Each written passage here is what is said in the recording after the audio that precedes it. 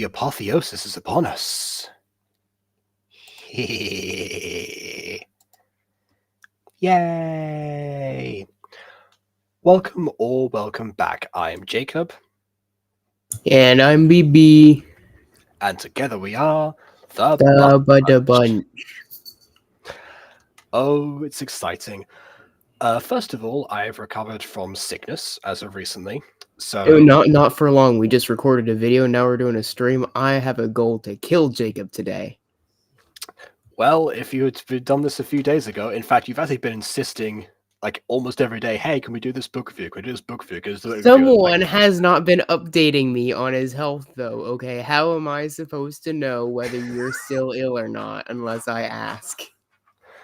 This is fair, and I guess that does count as a way of asking. But yes, I feel like I'm mostly recovered.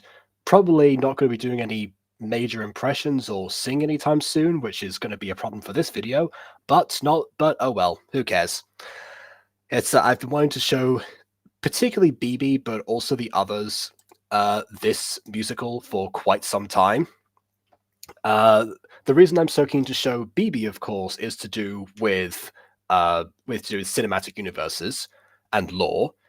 But naturally, I mean, honestly, this is genuinely one of my favorites, if not my actual favorite musical of all time, by a channel that I have been following now probably since about 2017, 2018, potentially, sometime around there. So, yeah, needless to say, another thing that I'm introducing this channel to that I'm a major fan of, Team Star Kid. And we're starting off strong with not their first, but definitely one of their best. The guy who didn't like musicals. Content warning, of course, before we start. We've got blood, guts, death, swearing, not in that order. So, yes, continue at your own discretion. It's also in the description.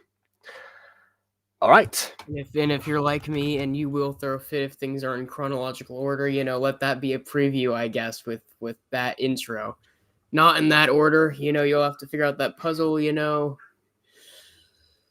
Of course. I mean, you know what? You have access to the description. If you want, you can pay attention to when those things appear, and you can reorder them to your will. Just like content warning: blood, guts, pause, guts, pause, more blood, death, blood again. Well, see, now I kind of have to. Now I kind of have to display that. Oh my goodness, yeah. How to farm for watch hours right here. Okay. Right, let's watch a musical while I can't sing. This is going to be great. It can only go well. Definitely.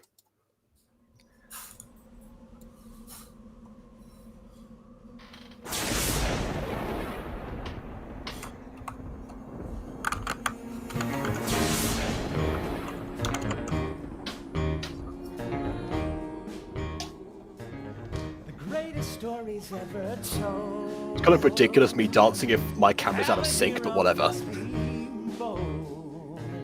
They learn a sense of right and wrong, and better learn the sense through song. Musicals tell the impossible. They evoke the philosophical, yeah. So tonight we're gonna chronicle a story so astronomical, the last remaining story to tell. Okay, so before we proceed any further, the reason I wanted Aiden to be here actually was because we're both big fans of Buffy the Vampire Slayer, and the musical episode, and that is one of the best musical episodes of something that I have seen, and partly it's because they actually understand the format of a musical is that any song numbers are done in place of when speaking isn't enough, and speaking is done in place of when movement is not enough in the musical genre specifically, not like show don't tell in the other senses. So in this case, like, as you know, Wade knows, because if talking's not enough, you sing. If singing's not enough, you dance. That's actually the order that people say in. But yes, this musical, these people, they know what makes a great musical after so many years of doing videos together, and the fact that we're addressing this in this video that's specifically referred to by musicals, I knew immediately I'm in for something good here. Anyways, the last remaining story to tell. The guy who didn't like musicals.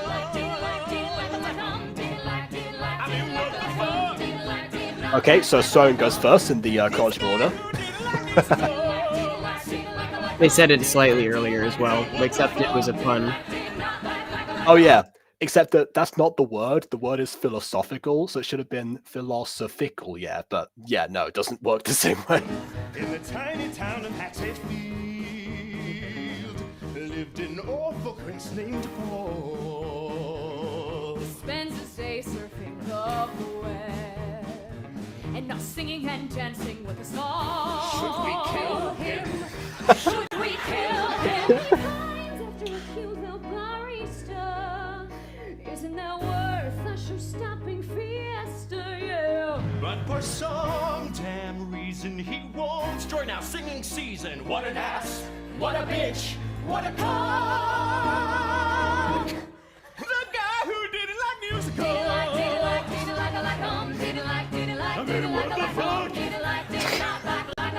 I love the way he says that. Him saying that is like, it sounds like Patrick.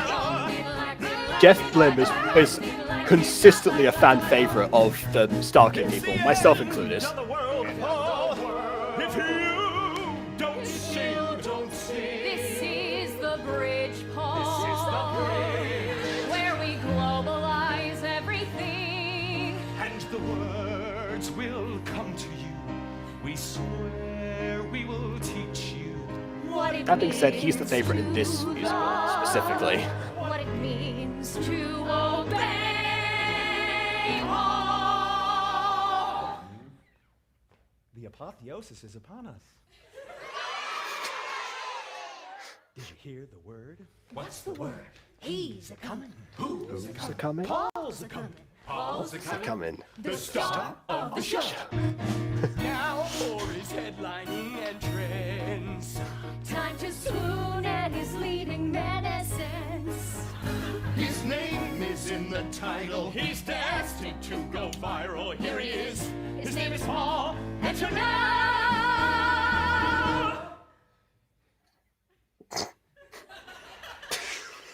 Where the fuck is he?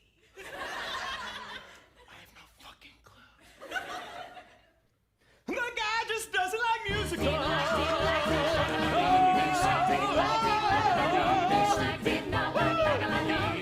He's the guy who didn't like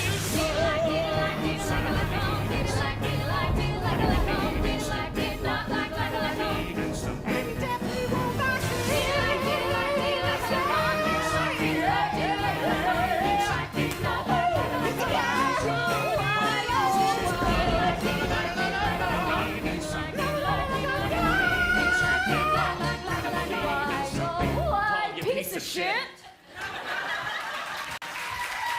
So, thoughts so far? Very, a little bit swingy. Fair enough. I guess that's the description. And yes, this is Paul here. And something I'm interesting about him, actually, about the actor specifically, is that I remember when I first watched Super Pops, when I was recommended that like a while ago, and then turns out he actually plays the teacher. So I was like, wait a minute, hold a second, that's Paul from The Guy Who Didn't Like Musicals. I was like, oh, that's him. I think this was the first Starkey thing that he was in, but maybe not. I'm not actually sure.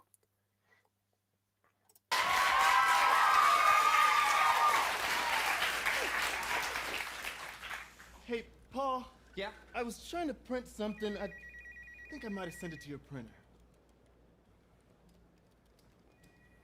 Yep. So I'm noticing something immediately. What, the So- budget? No, so and it's slightly disturbing actually. So if the meta narrative, right, is that this is in universe a musical, right?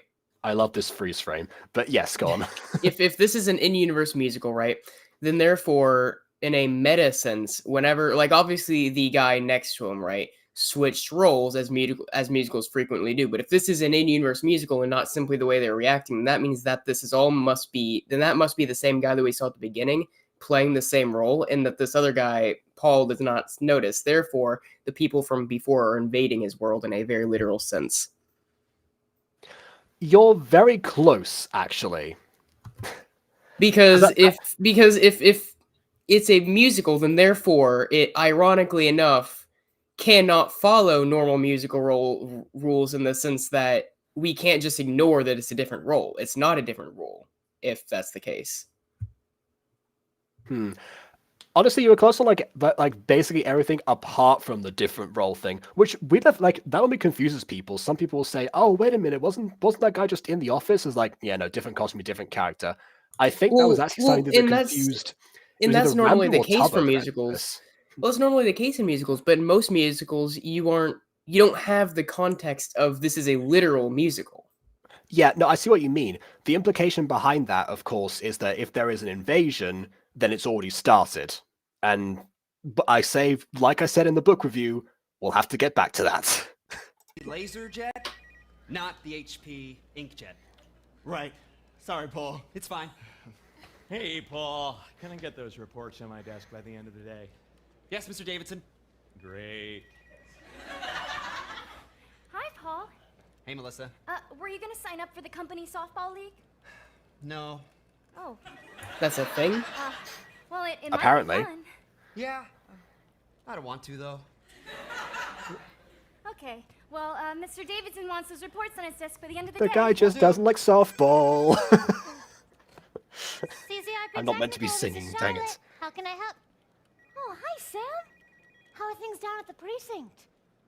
Oh, I'm sorry to hear that. Well, my day's venue. Uh-huh. Oh, how late? Oh, but sweetheart, it's cuddle night. Okay, someone's got to answer that phone. All I'm saying is I work as a server, and one of my main jobs, I'm just saying, if you're just sitting there doing stuff, you cannot be... If your main job is doing things on the computer, then therefore you are being required to go back to that later. Therefore, the phone is a higher priority. Do your job, Paul. Be a good team player, okay? You were hired for a reason. You know, since you bring that up, there are two phones that are going on right now. Because obviously one call is here, so I guess there must be another phone that's somewhere off stage right now. Yeah, it's almost like it's customer service, and the other person next to you is clearly busy, so don't expect them to do it. You need to take a moment of leadership, Paul. Should we kill him? Should we kill him? Counselor says we should do it at least once a month. Yes, but honey, we skipped last month. Well, don't you think I'm tired too? All right, maybe tomorrow night then, huh? No, you're right. We should stick to the schedule. Next month it is. Biggest All right, excuse well, ever. You take care, Sam, and Sam, be careful because I love you. Sam?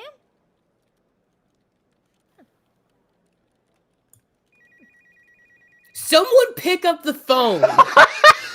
He's doing just fine. Something's looking out real swell. Okay, I'm just saying, if my whole job experience has been customer service, this is triggering me. Someone pick up the damned phone. Pick up the phone, baby. I'm sorry, you can't smoke in here. Huh? Oh! Now he follows I the didn't rules. realize. It's okay.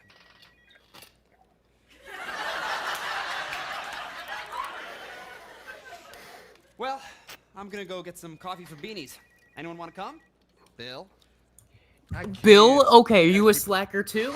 Paul, what are you doing inviting everyone to lunch? You can't do a lunch break. If whenever you know you're going to get your lunch break that you're legally required to by the union, and then they won't be able to touch you for a good 15, maybe 30 minutes, depends on what type of lunch break you get. Well, if it's 15 or 30 minute break, who knows? But you know what? Whenever you come back, then you'll get your ass will get dared a new one because someone is going to brat you out for actively ignoring a crucial detail of your job, because obviously it's not anyone else's, because no one else is picking up the phone like they should, so therefore it's your job. Couldn't it also be Bill's job in that case? Yes, he could. He's a slacker too. So And between and you know what? If they aren't good friends, bets so are the only people that throw could the only people that could rat him off right now are a massive pushover and a person who is equally guilty. I think Yep. Paul's fine. No, because then they're gonna do anything they can to make sure they save their own asses. Not necessarily. They seem like nice people. I say seem like I haven't seen this a million times. I know like for how you sure, but say that. anyway. Meanwhile, you pause on a frame that makes him look like he's the live action Ninja Turtles from the 90s. Radical dude, you know the ones. You've seen the costumes, right?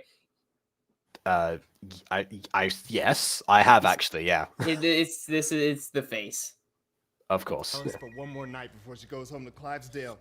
Her mother, just to make me look small, took her all the way to New York to see Hamilton. Ugh. And she loved it. So, to prove to my ex-wife that two can play at that game, I'm on Hot Ticks right now. And the moment more become available, I'm getting 2 tickets for tonight. Because guess what, Paul? It's finally here. At the old Starlight Theater in downtown Hatchetfield. The touring production of Mamma Mia! Wow, she'll like that just as much as Hamilton. It's a musical. Hey, We you wanna know. tag along? Alice would get a kick out of it. Remember when you used to babysit her, drive her to school? Yeah? She thinks you're cool. Maybe you could talk me up a bit. Let her know her old dad's pretty cool, too. Bill. No. No. You got other plans? No. So you'd rather do nothing than come with us to see Mamma Mia? Bill, Also, didn't you just say you got 2 tickets? Can he even come? I'd rather do anything than go see Mamma Mia. The idea of sitting there, trapped in a musical, that is my own personal hell. I'm trying to reconnect with my teenage kid and you're just gonna leave me hanging? Yeah. Sorry. I Hey, love Paul so grab me much. something from Beanies. My treat. Yeah. No, thinking about it, maybe people will want revenge on him. What do you want? I just want my daughter back. How about a nice caramel frap? Nothing better. Hey, you going to Beanies? Yeah? Is it frap? I'm pretty sure it's frappe. Is it not? Is it frap? I don't know, actually. My vague knowledge of Italian says frappe to me, but then again, I did say Dr. Frapp in a What If video before, so I'm not. really consistent in I've that heard. regard. This isn't the first time I've heard frap. To be fair, but like, is it like the same? Because here we call we have a sports team, right? Called like the Celtics. That is not how you pronounce that word. You pronounce that word as Celtic. It's referencing a group of people. The team we call Celtic because they don't know how to pronounce the name, I guess. Guys, come on now. I don't know. I guess it could be one of those situations. I lost faith in American teenagers the moment I found out that the Los Angeles Angels was a thing. You know, the Angels. Best name ever. Sorry, Ted, do you want to come? No. Oh yeah, also, I would have loved this. I just realized that we talk about this. This musical, I mean, the rest it goes is phenomenal, but it would have been just as phenomenal if it turned out this whole time it was a massive prank on Paul the entire time to get revenge on him. But anyway, just so you don't feel like Paul is the worst person ever, here's Ted. I don't want to show you up, yeah? What do you mean? Paul, come on. I know why you walked that extra block instead of just going to Starbucks across the street. I don't want to give my money to some corporate chain. You sure it doesn't have anything Don't to you do with work that an cute office little job? buddy? Well, maybe it's a small office. Hatchetfield is a tiny island. Stop over there, huh? That's not the reason. Yeah, the latte latte. She's known throughout the land, right? No, it's like my wife, right? It's like Borat, all right, dude. Hey, give me a chai iced tea. All right, bye, Ted. Yeah.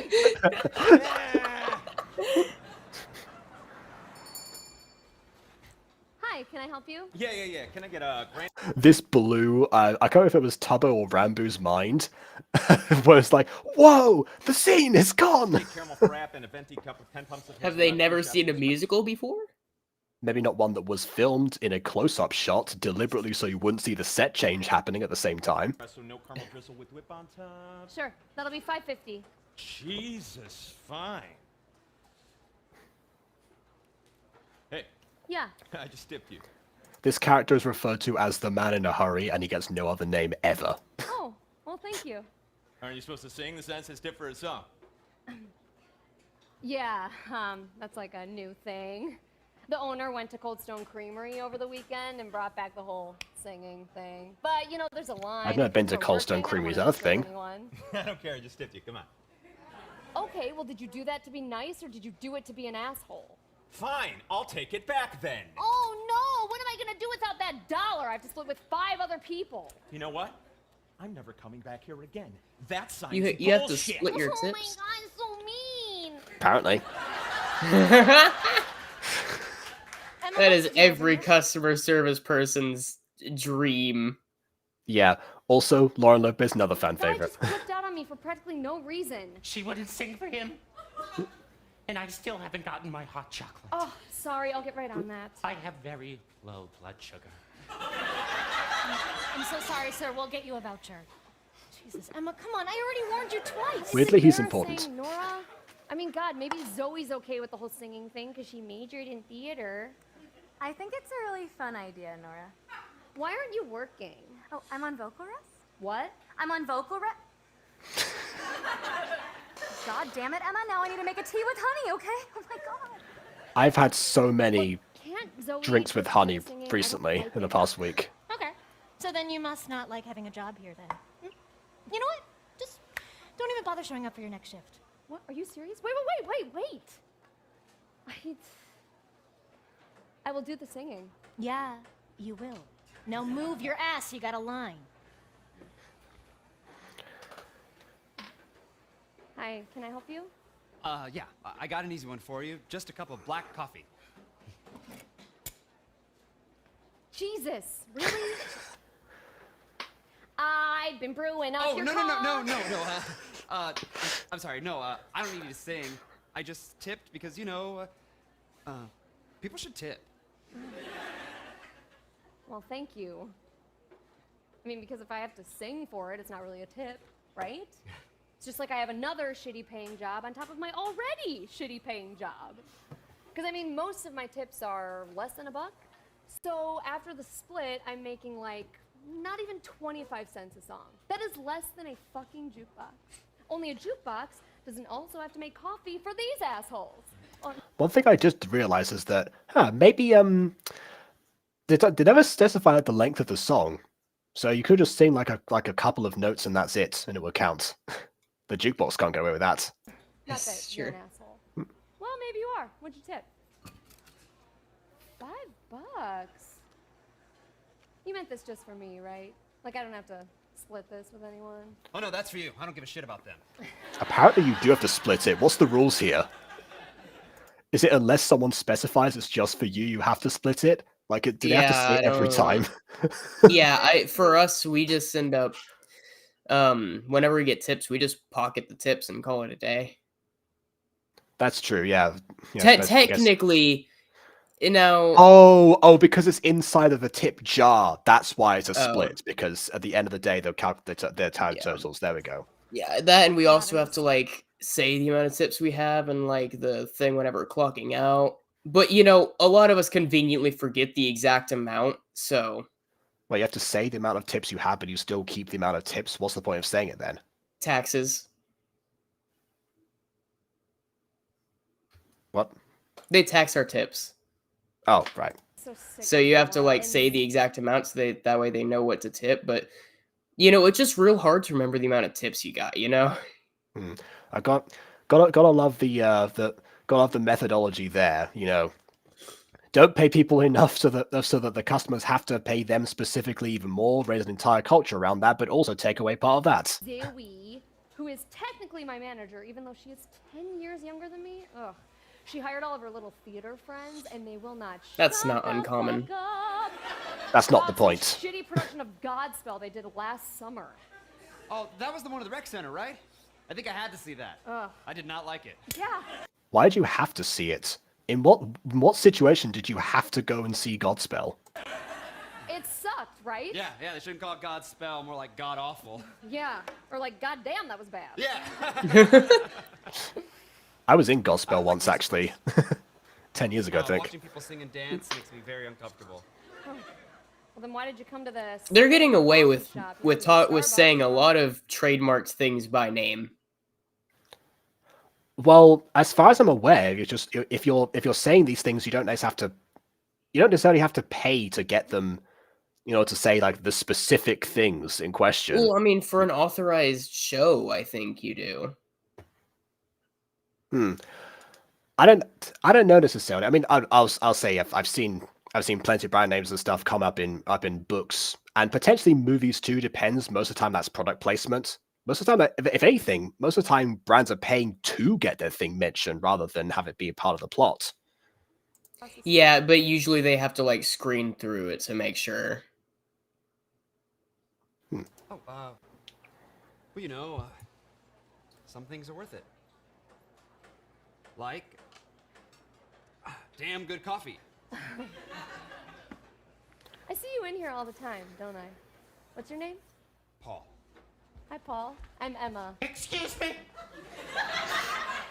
I have been waiting a very long while. Sorry.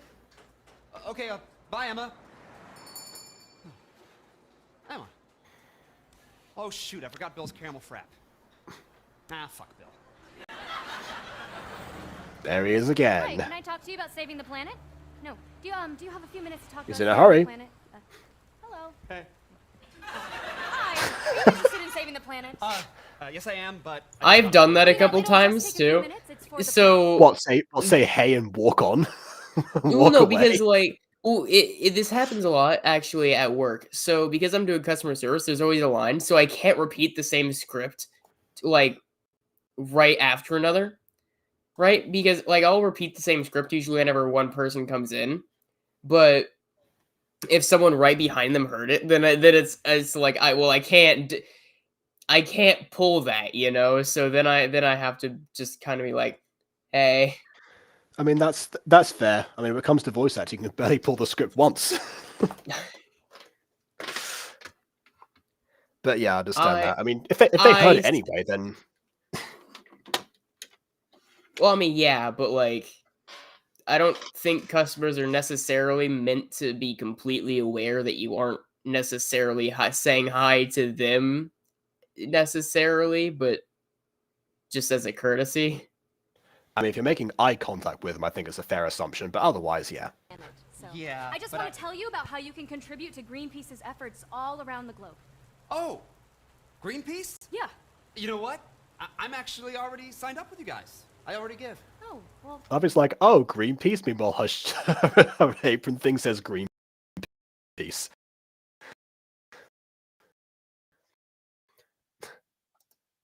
Oh no. about our new campaign to save Oh, no, the sea okay. turtles? Yeah, I've been getting the emails, been reading all about it. Really? The campaign that doesn't exist, the one that I just made up? Saw that coming a mile away the first time. You don't give to Greenpeace, do you? You know that money you're raising? You know how much of it actually goes to the turtles? Well, none of it. I just made that up. Right, none.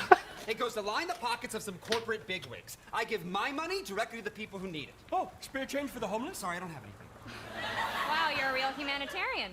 And you come on a little strong with that whole save the planet bit, as if I'm gonna do that single-handedly. Well, you know what?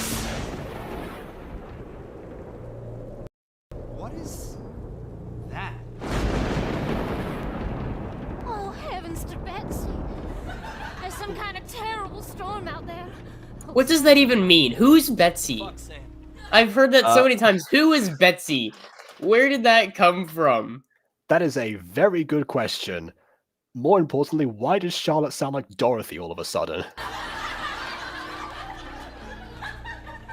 Come back to bed, all right?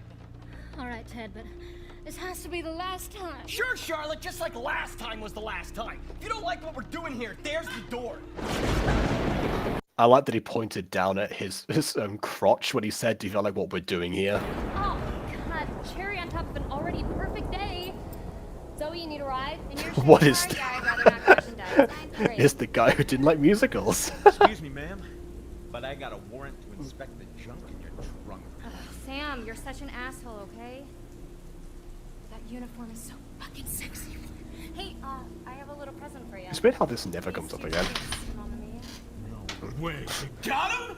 I never miss a musical at the Starlight, and if anyone thinks that makes me less of a man, they can talk to my fucking gun. Classic American. Hell, it's raining A fair cats and sentiment. dogs. Musicals are amazing. Are you sure you don't want me to pick you up?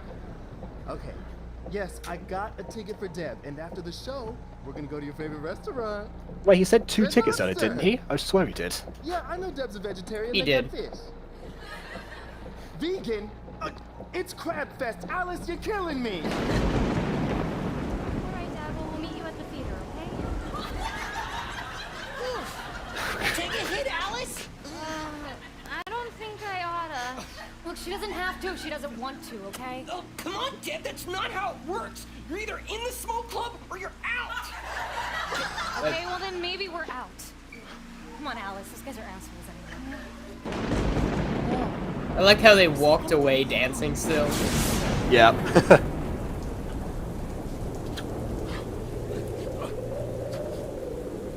Good God. Alexa! It's happening. Come on, you bastard. You don't think I'm ready for you? I've been waiting in the wings. The stage is set. It's showtime. Why does he sound like Jim Carrey? I was gonna say, I think he's supposed to sound like Doc Brown from Back to the Future, but I do see what you mean by Jim, but with Jim Carrey as well. There's a little bit of like 2001 Grinch in there.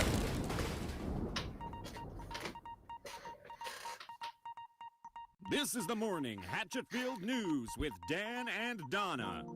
They said he wouldn't make it, that he had fallen from too great a height. But this little guy beat the odds and captured our hearts. Now weighing in at almost 10 ounces, Peanuts. The Hatchetfield pocket squirrel has outgrown his adopted father's pocket.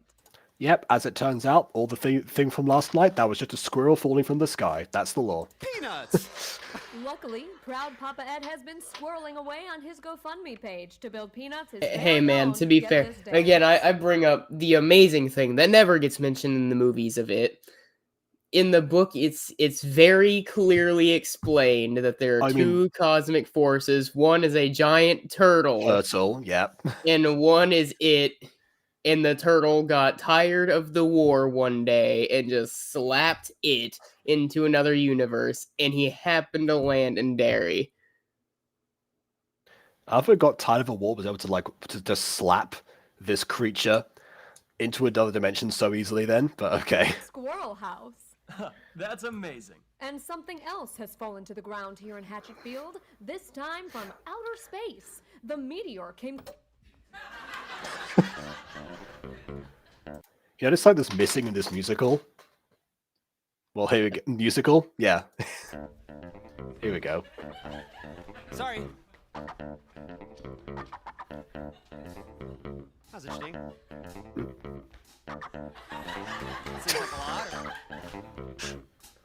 Hey, did you see? Oh, you again. Look, I'm not a bad guy, okay? I've given to charity in the past. Yeah, just typical day. What? Got me feeling in a beautiful way. No rhyme or reason, we can sing a duet. Dance a style or two, or I'll make you a bet. Just a smile will do. Sometimes I just want to shout on top of bruising mountaintops. All the world is paved in gold. Oh, see with Greenpeace too? Yesterday was retroactive. Got myself a new perspective. I was running up and down the road. So I threw all my worries and my old skin away, doing what I want to on this la-di-da day. La-di-da-da, la-di-da-da, la-di-da-da day. La-di-da-da day, la-di-da-da, la-di-da-da, la-di-da-da day. La-di-da-da day. What's that? No, spare change for the homeless? Sorry, man, I don't have anything. Hey, man, that's alright. Cause I may not have a home, but that's way okay. Cause I prefer to roam the streets all day. The world is my house. The dogs are my food. Oh, look at your blouse. And a new trash tattoo. I used to want to kill them all while high on bath salt zombie trucks. Snacking on a dead man's face.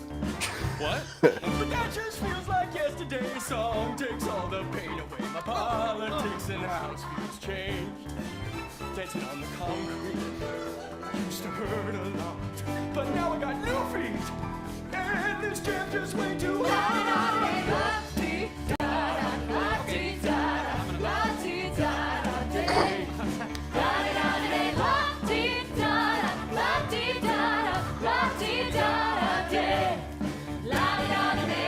Okay, thank you. Hey, thank you. God bless you, man. Alright. Oh, I did give him change. I'm very confused and concerned by. I think you just wanted him to shut up. Don't you wanna save the planet? Do you wanna save the planet? There's just one way you can do By it. singing a song. Singing a song. Singing along.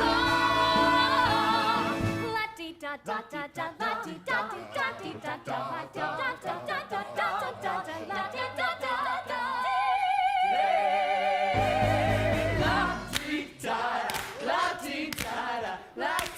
Paul's reactions are the best as well.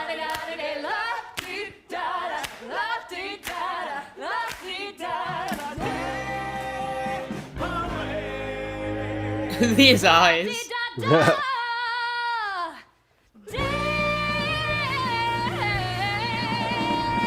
Oh hey, KW's here. Everyone who joins the chat is so confused at what is going on here.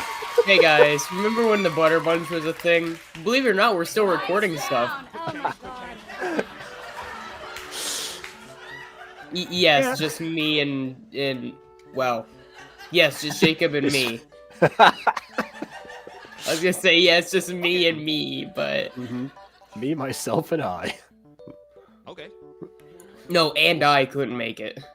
No, yeah, I didn't. I had to leave. I had something come up. Okay.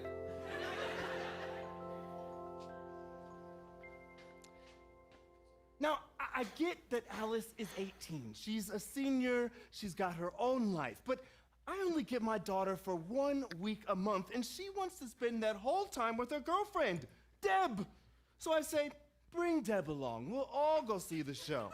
And would you believe it? We get there, and the whole theater was exploded by a goddamn meteor! Mamma mia! Huge hole right through the marquee and everything.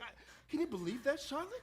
She's just having a panic attack. Charlotte, Yeah. You got enough coffee and the sugar? Huh? Oh, I didn't even realize. Sorry, I'll make another pot. Coffee and the sugar. Bill, you're a riot. There's a whole American dad thing about how drawn up that joke is. Hey guys. Is today some kind of I don't know, Canadian holiday or something like Well, KW's in the right spirits. International Music Day or Not that I know of.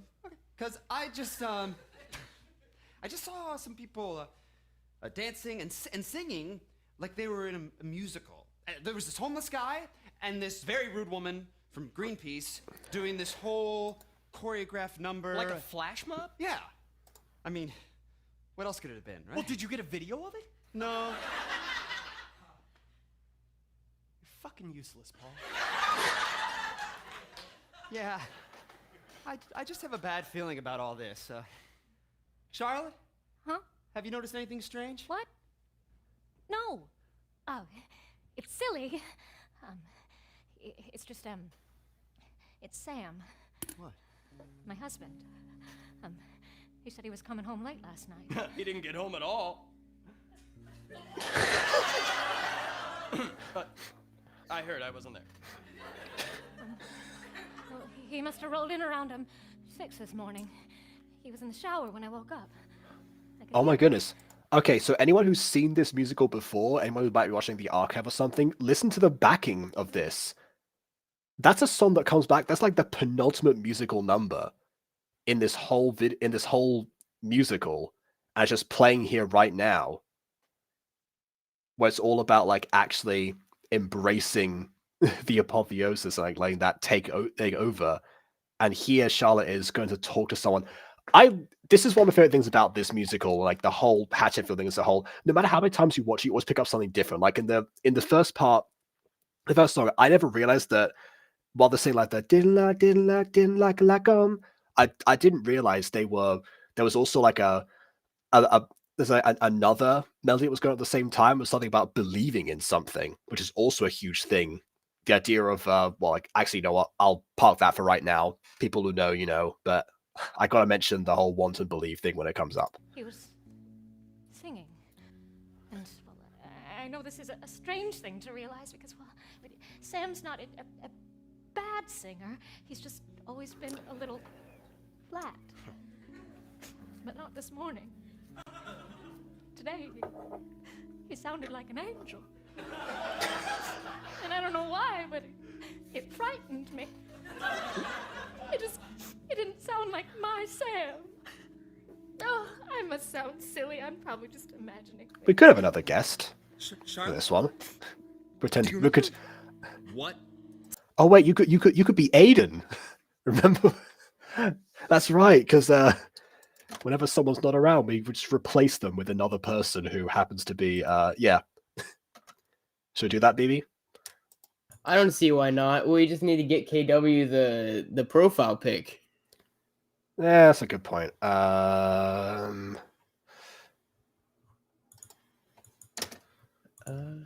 here's the link at least. I don't know how to get a profile pic off of Discord actually. Here, I don't think you can off of Discord, but I might be able to do it off of his YouTube. Yeah, here we go. Fair enough. I am Aiden.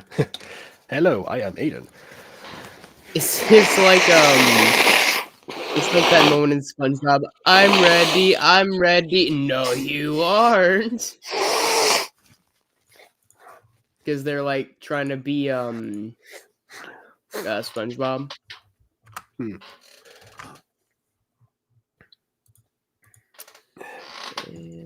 okay. There you go. I'm gonna try to remember. I just translated that in my head to see if I'd heard it in Spanish, but no, I haven't. All right. Well, while KW prepares, we'll carry on. Sam was singing? It was just a...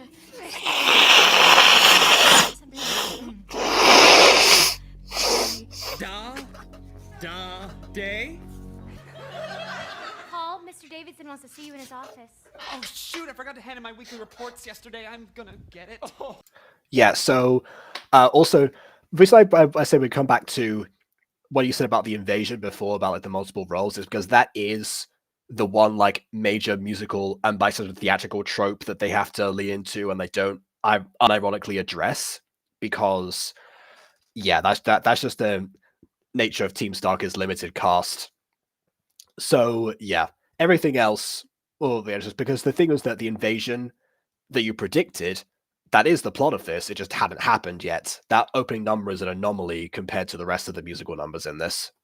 Oh, and KW's here, just in time. Hello! I mean, Aiden is here. Sorry. Yes! I said that as a reflex. Aiden, I didn't know you transitioned. This is Aiden's female version, which I guess means that Aiden's straight now. There you go. Oh, there we are. I've been placed under a curse. I see. Is being a woman that much of a curse? Also, if that's the case, then you wouldn't be the female version. You're just high-pitched Aiden. Yes, very true. I don't know how to explain it. It's very complicated. Oh, let me guess. You happen to see two snakes doing the nasty, so you separated them, and then it turns out that you actually angered a certain goddess who then transformed you into a woman as a result of that. Yep. Oh, happens every other day. I see. I know what you mean. It happens to me all the time. Yeah. The first person that happened to sure didn't see that one coming. Ironically. I wonder how people are going to get what we just referenced here.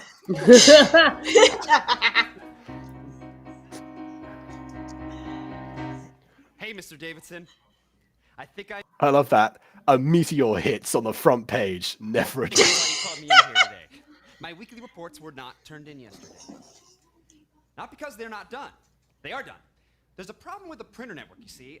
You try to print something over here, it gets sent over there. Yeah, because for some Oh, reason you have no. two people with adjacent printers that are different makes for some reason. I bet my report is sitting in someone else's printer tray right now. You give me to the end of the day, I can find it. Not do it. I wouldn't just not do my statistical analysis. That would really gum things up here in the office, and that's the last thing I want. What do you want, Paul? Excuse me? Tell me what Already desire afraid. to be your deepest intent, Paul. What do you see for this company? I'm looking for someone with strong ambition, someone to sell their specific vision, someone to share with precise precision their thoughts. 'Cause I want you to want. To want. So what do you want, Paul? What's that one concrete goal that motivates all your actions? I don't think I have one of those. Well, then how's anyone supposed to sympathize with you, Paul? I don't know. I want money. I want you to want Paul. A man so vague just can't be trusted. Something you pine for. Mr. Davidson? Maybe someone who keeps you lusted. I'm just a boss, I'm not. How many curves do you think people have? Too many to count, for sure. Just be built like this.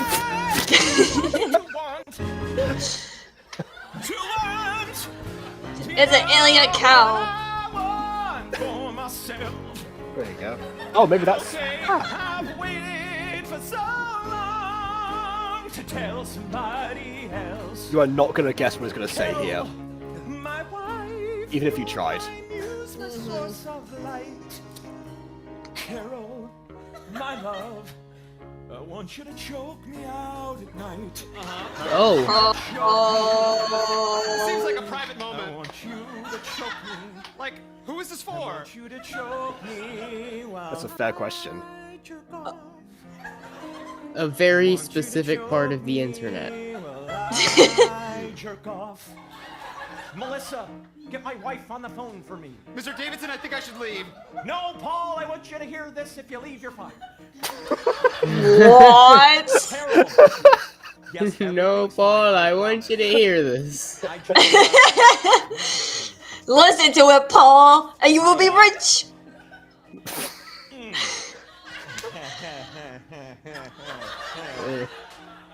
That's unhealthy to grind your teeth like that. I forgot what it was. How? How did you forget? Maybe someday I'll remember. Goodbye. Paul, now you know what it is to want. I want to go home. It can stand to man with passion. What do you want to leave? No one can leave once they get interview.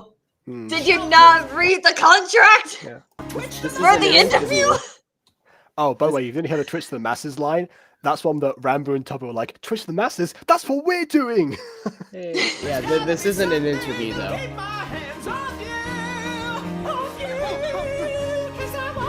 Yeah, he already Mr. works Davidson, there. I'm gonna get some coffee. You want anything? No, I need you to want. Have a nice careful frap. Nothing better. And if you don't want, we're through.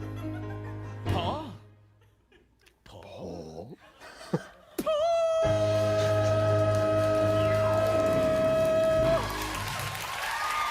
How's he do it with his mouth at the same time? Like in falsetto, if you go like that, I don't think you have like your mouth that wide open normally. That's amazing. Anyway, so here's the thing about musicals. A lot of the time you get the same types of songs in the same order. So you have like the introductory song, the upbeat status quo, sometimes they're one and the same. Then you have the I Want song. And normally that song is sung by the main character, who already wants something. And in every other Star Kid production, the main character always has a very clear goal. If anyone asked me in the chat to name like the goal of like a specific Team Star Kid musical that I've already seen, I could say that immediately. But that's the thing about Paul. He's not like every other character. He doesn't like musicals. He has no wants. At least as far as we know. That's why he is immune to the apotheosis. Because when you have nothing that you have to sing about, therefore no intent desires that would warrant anything more than speech, then why would you sing? You wouldn't, and therefore you don't.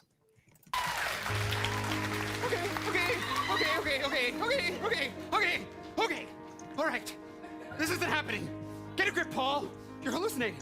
Better yet, you're still dreaming. You need to wake up. I like that he's out in the audience. Just a nice cup of black coffee. I love that because in this case, that implies that he's in the outside and not the inside of the musical. Potentially. Black coffee.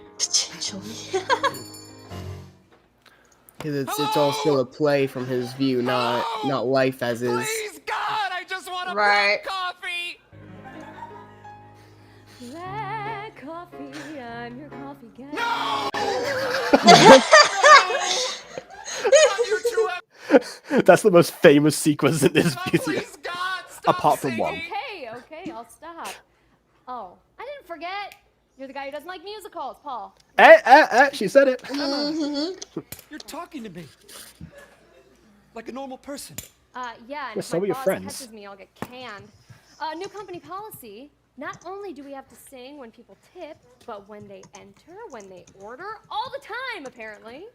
Emma, I think there's something terribly wrong with the world today. Yeah, fucking tell me about it. Spent the entire morning learning some dumbass new tip song. I'm exhausted. Emma. I feel like there's something sinister infecting Hatchetfield. And I know this is gonna sound crazy. That's interesting. Hatchetfield. So he said stop, and if you look at the extras, they all literally froze. But it is scary. So he seems to have a level of command over what's happening. I feel like he really does. If he had level of power over all of this, immediately he would want to stop it. Wait, he would want something. Ooh. Promise me you'll think about the implications. Okay, I promise. Okay. Emma, I think the world is becoming a musical. Don't say anything. Let it sink in. Okay. Okay. Now, are you frightened? Yeah, I think I am starting to get a little You frightened. should be. You should just sit down and breathe. Emma! Tim! Oh, thank God. Sorry, Paul, I gotta do this. Oh no, and I was looking at the guy next to him. The guy next, so you could see the person right next to the two talking. His head moved as soon as he said now. Okay. Which then, if you look at him moving, so no, I absolutely think he definitely has some level of control over this, whether he's aware or not. All right then. Get your cup of roasted coffee, your morning cup of Joey. Oh no! Latte with the frothy jack. Frappuccino with a freshly roasted. I can't pinpoint like a specific theme for this like musical genre song, but you know, what type of musical song this would be. But I guess just 3-part harmony in general. Triple fruit. Decaf? What? Decaf? What? Did it. And we'll bring it right up. Oi! I like that Emma is just not into this at all, but still does the harmony spot on.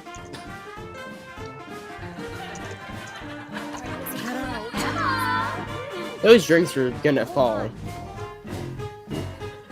and spill.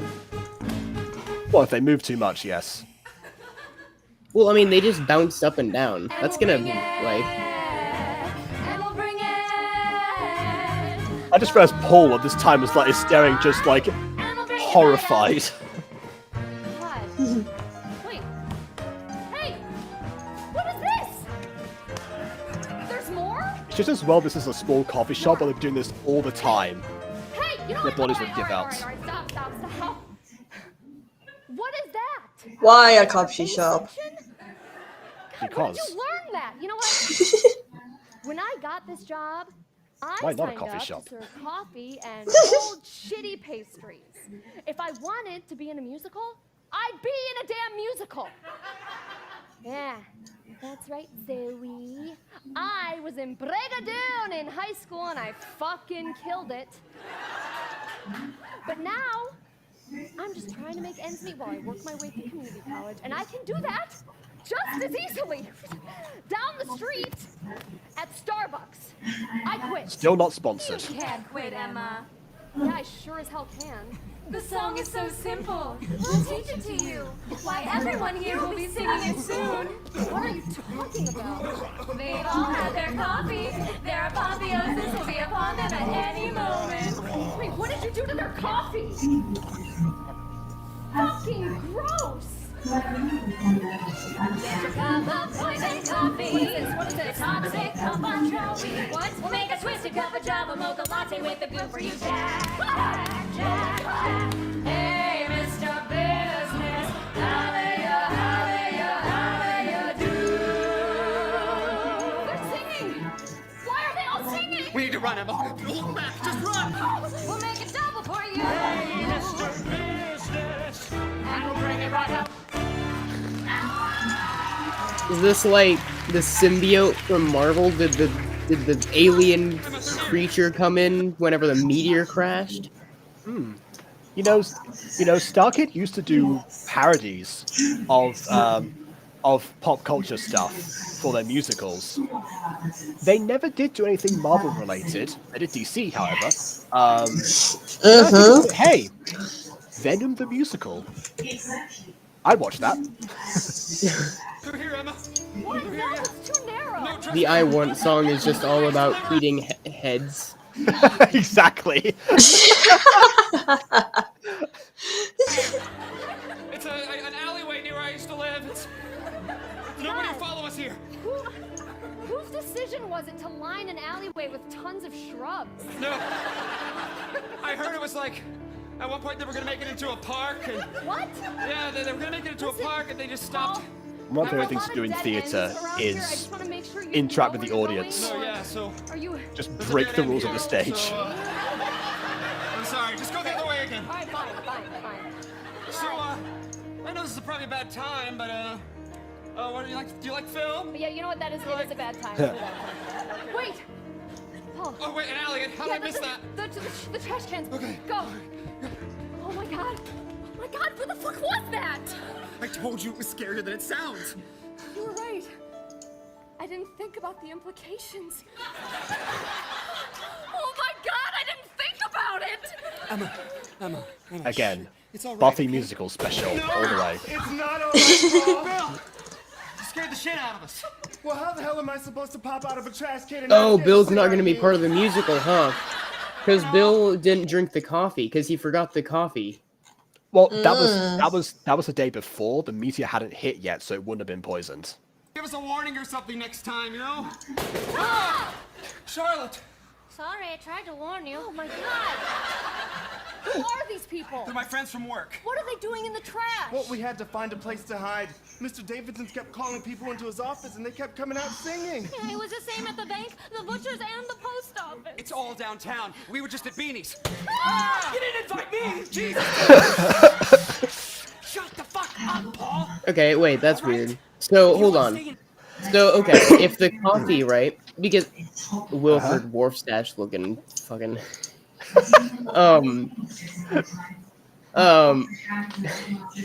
Why? No, if the coffee then isn't the source, right? Because if they're singing only after exiting the office, then I guess if it started at management at the coffee and it's starting at management at And I guess at the beginning, it did start out with a very anti-capitalism and anti-authoritarian theme. You're Is it missing you're missing is where the actual origin of this came from. You're assuming it's either come from the coffee shop or Mr. Davidson. Mr. Davidson, Nora, and Zoe were already infected, and therefore they brought the infection to spread at both the coffee shop and their office. right, but The if they actual were, source was somewhere else. but if they're the original sources, then is it going towards like authority? They're not the full original sources. They're just they're the people who've been infected. If you're saying there's like a thematical reason why it's them, I guess like using their positions of authority means that they're more likely to be able to infect other people. But it doesn't necessarily have to be them that spread that. I mean, regular infections don't work that way, certainly. I mean, regular infections don't tend to involve lizard-size creatures dipped inside of your coffee either, to be fair. Well, yeah. Or make you spontaneously break into song, which would have been really helpful for me because my regular infection that I had for the past week, maybe so I couldn't speak, much less sing.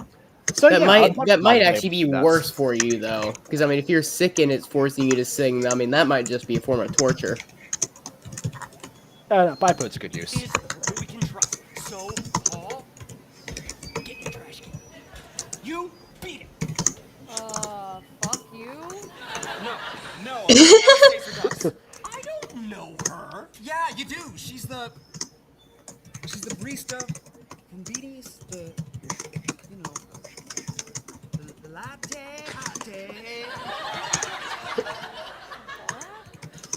I'm with you here, Paul. Paul, that is not the latte hate. That's the crabby one who won't sing when I tip her. You grabbed the wrong one, you noodle. Fuck! Oh, thank God. They're here. I called Sam. He'll get us out of this. Sam, sweetheart. Sam, baby. Now, people might remember that Sam was actually on a date with Zoe, going to the Starlight Theatre when the meteor hit. Oh, Sam, thank God you're here. They've gone crazy. Everyone's Which gone means... Infidelity, what can I say? Ma'am, I need you to take a step back. You're facing the law, not the clerk at the gap. Yeah, we're cops. Yeah, we're cops. You better shape on up. Get away from him, Charlotte. He's one of them. You better Oh no. all of them pockets. Oh no. Empty out all of them pockets. Yeah, we're cops. Yeah, we're cops. And we make sense. Yeah, totally. Show me those jazz hands. So the people who are featured spread the infection do share a theme of authority, yes. But not exclusive. Okay, look, my ID's in my back pocket. You go 40 in a 35. Check your mirror, you'll find hell has arrived. Cause we're cops. Yeah, we're cops. We're up in your shit. Kathy lost her cat in a tree. Contact fire, not the HFPD. Cause we're cops. Yeah, we're cops. Her cat is dead. Show me your hands. Show me those jazz hands. Get them up or you'll end up in cuffs. Show me those hands. Star Kid loves their harmonies, they always have. I might be inclined. Step away from the vehicle. Step away from the vehicle. Get back in the vehicle. Get back in the vehicle. Slowly get out of the vehicle. Slowly get out of the vehicle. Do the things I say. I'm a cop. Get those Step away from the hands vehicle. up. Get Step those away from the hands vehicle. up. Put Get those back in the hands vehicle. down. Put Get those back in the hands vehicle. down. Slowly Get those hands up. Get those hands up. Do the things I say. I'm a cop. 911 emergency call. Got a 411 in a shopping mall. Better pack your heat utility bill. Any more rents coming in hotly mailed. Sarge, is your wife on the 911? What the bitch wants Sarge? She's wants snug. Grab your 9mm and zone up bucket for my badge. Now put your mouth and suck it. Oh, Sam, sweetheart, I'm your wife. Sam, baby, just talk to me. Is there a compilation of Jeff Blim faces? There's Jeff Blim compilations, but not his faces, I don't think.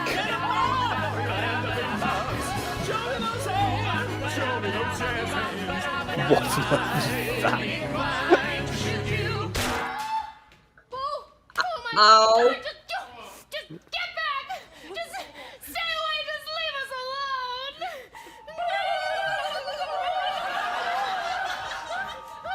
Oh my god! Oh my god! His head is I wonder open! if Charlotte has enough hand to pull the trigger. Oh my god! His brain fell out! Ew! I don't know how, I'm not a doctor! Why is his brain blue? That's not his brain. Why It's blue. indeed? Well, how do you know? You're not a doctor either! We need to see a doctor! He needs to get to the doctor! Because most brains are usually pink. Charlotte, right? I'm Charlotte. Yes. Okay. I mean, listen. unless We we have to get were out of lied downtown. by cartoons. Well, I mean, it's just. I don't know if you should be getting your medical information out of cartoons. So you mean to say an anvil fell on top of you and your head reformed? You'll be fine in a few minutes. In the next scene, in fact. Downtown is fucked. Oh, I'll just scare off those birds that have appeared at the top of you. There you go. You're not dizzy anymore. Hospital is downtown. We can't go there. But he needs to see a doctor, he needs to see a doctor, Sam, we gotta get... Okay. Okay. I know where we can go. I have this, like, kooky, reclusive biology professor, Professor Higgins. Yes, I'm his favorite student because I brought him groceries once. Anyway, he has a doctorate. Favorite? That's kind of like a doctor, Student? right? He could help Yeah. your husband, probably. And he's got, like, a lab in his house and his security. His whole house is like a panic room. He's like a, what do you call a guy that lives in a fortress? A king. No, he's like a doomsday survivalist. Yes, he thinks the world is ending. He's been preparing for the last 20 years Conspiracy for theorist? the apocalypse. The apocalypse? Is that what this is? Maybe we should go to a church. No, All no, valid. no, Charlotte. We are all from different denominations, all right? We cannot split up. I'm a Presbyterian. I'm not going to die in your dirty-ass Methodist church, all right? I say we go to the panic room and we beg for the king's help. Charlotte, I think the best thing for all of us, including Sam, would be to get to the professor. Yeah, well, let's go now. We can take the squad car. Help me with him. I don't need to see it. Thank you. I missed that line. Show me the brain. Show me the brain. Show me the blue brain. Get it out of my face because it's gross. Isolated incidents has escalated into what some are calling a musical riot. Good God! It's spreading faster than I theorized. Despite several reports of violence, the Hatchetfield police have assured Channel 9 that there is no cause for alarm. Because they're part of it, Donna! See, again, yeah, see, the authority are the one delivering the messages. Well, who else delivers messages normally? Where's in Clive's? We interviewed random person off the street. They But said the no point cause is for that alarm. in a story, they could have presented all kinds of things, and yet they are making a point to show only the authority doing this sort of stuff. Yeah. So what I think is like, yes, that they are trying to make the commentary Team Starkid are in the actual in-universe, the infection can spread from anyone to anyone. It just happens we're focusing on the authority figures doing it from our perspective, or from Paul's rather. That's what I meant before. Still have raised the Nantucket Bridge. With the Yeah, ferries Hatchetfield makes a down lot for of the commentary season like and that. no accessible means off the island, Hatchetfield citizens are advised to stay indoors. Like fish in a barrel. Of course, the outside world is no help. It's up to us now, Alexa.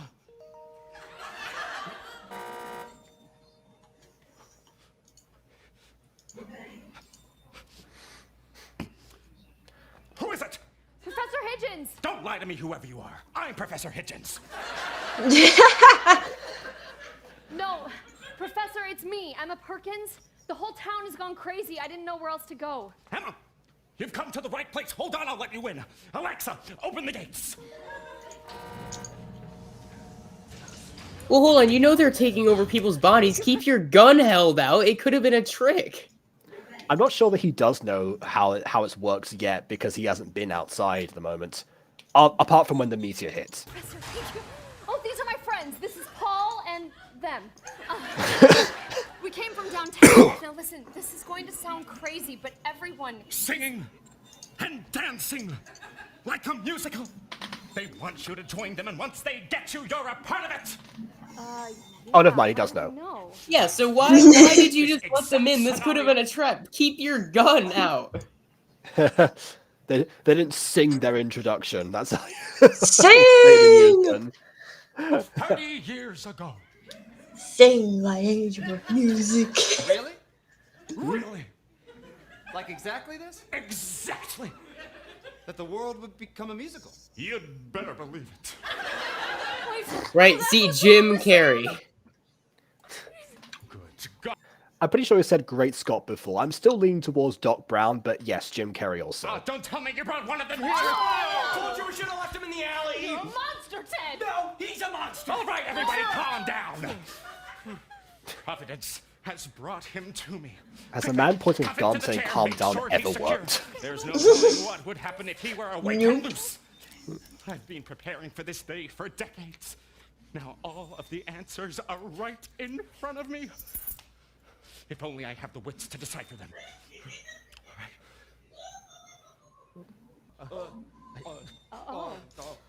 Now, tell me, Emma, what on earth does that look like to you?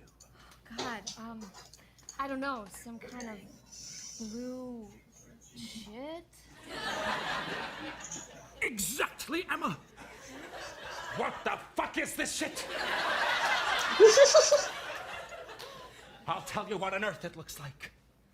Nothing. You can see why I couldn't put this on the main channel. That meteor that crashed into the star Yeah. I dare say After all, there's stuff in it. a contagious pathogen of cosmic origin. Wait a second, Doc. Don't tell me you're talking about aliens. Why is that so hard to believe? Dun dun Dun! dun! Told in the pages of Who would have Bradbury and thought? Aidan. Look no further than my robot assistant, Alexa.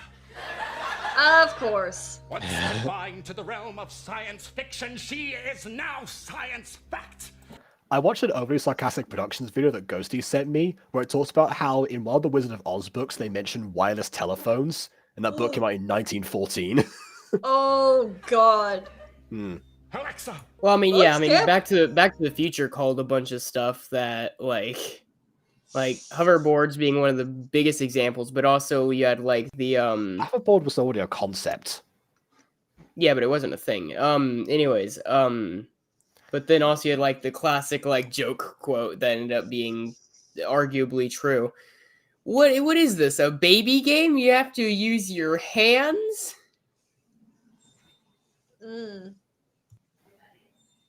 Okay, alright. Oh, okay. I see what you mean now. But yeah, I mean, some of the stuff, I imagine that some things were actually probably invented because of Back to the Future. There was like, okay, we got 30 years to make this happen. Let's see how far we can actually get. Because some of it we're already heading that direction. Yeah, I saw a video about like what do. Oh, and flying cars, those have always that's a tons of things called that, but that's always been a thing that's been like up and down ever since my childhood. Oh, not even since your childhood. Probably since your grandparents' childhood. I was just gonna say I saw there was a video talking about what do you prefer, like animatronics to make it look real or CGI to make it look real, and I've noticed that a lot of common people say animatronics because. Do you just mean for film effects in general? Yeah, like practical effects and everything. Oh, right. Which I do actually somewhat agree. I think you should use at least some CGI to make sure to hide some tiny bits of details, but practical effects are so good. Like, I do agree. Yeah, I was going to say, yeah, polish it over.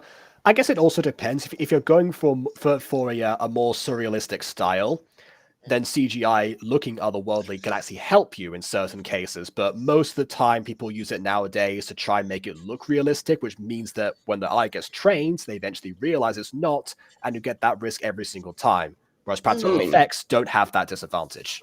I think it depends. Like, the entire FNAF movie was done in almost entirely practical effects, and that went great. However, I'm not saying that Rocket Raccoon should necessarily be done in practical effects. Yeah, no, not Rocket. Yeah, no. I guess it depends. I mean, if we're talking about like specific characters, I guess Yoda is the prime example because he's been both. Yeah.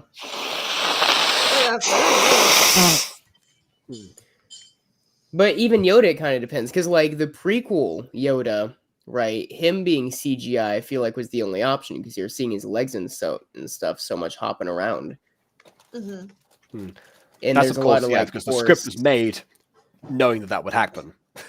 Meanwhile, you had like the original trilogy Yoda. He wasn't like hopping around like a little frog all the time, like swinging a saber around. So that was easy enough to have as a puppet. Yeah, it just That is really true, they have to have it in stop depends motion. on what story you're going for and everything. Like, if you need CGI, then yeah. But if it's just like where you can actually use practical effects with no CGI, then that can work too. Like, it's just honestly like depending on stuff that you're doing in your film or show. Yeah. Extraordinary. 20 years ago, I would have had to walk all the way to the dimmer. Now, Oh, yes, it as does like unbelievable have a as dimmer this there, or and it the does outbreak actually may do seem, change. I noticed The that. question is no longer can this be happening, but how do we stop it? I've got to get this blue shit beneath a microscope to find out what makes these bastards tick. Sorry, Professor. It This rhymes. is I a like. lot to take in. Do you have anything to take the edge off? Like, drink or something? Young man, for the past 27 years, I have been stockpiling the bare essentials needed The number for human changes survival every time. in the event of a world-ending cataclysm. So You bet yes. your ass we got boobs. Come with me. Yeah. Yeah, I as soon as he said 27 years, I was like, I know this is trying to set it up as no, but alcohol is meant to be aged, so yeah. Fuck. Dad, can't believe you're thinking about that at a time like this. The whole world could be coming to an end. It's like Willy's Wonderland. No, Shorty and I watched Willy's Wonderland a couple weeks ago because it's a fun bad type of movie. But there's one scene where they're being hunted down by an animatronic like alligator, and one girl had a real big kink, and so her and this guy start getting it on, and then get like mauled to death by the alligator. I would have loved it if the alligator like burst down the doors like okay hold on. Just let me know when you're done, guys. I will. Wait, I'll do a couple of laps around the building. Okay, I'll come maul you later. Don't move. I mean, do move. Do what you're doing, but don't. Whatever finishes it the fastest.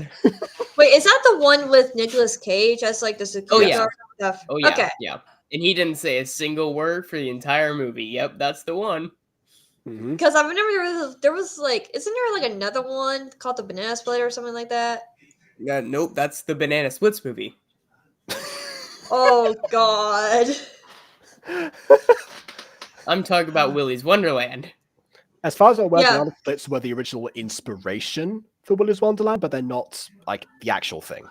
No, I think the original was, well, I guess technically still a conspiracy board, but the movie was made by the same company that used to have Scott's permission to make the FNAF movie before he moved over. So a lot of people are thinking the way, because there's a lot of things that add up to FNAF's bare necessities. So a lot of people are like, I wonder if they just recycled an old scrapped script that they wanted to use, and Scott was like, yeah, no. Checks out. If that's true, I understand why it was scrapped. It was not a good movie.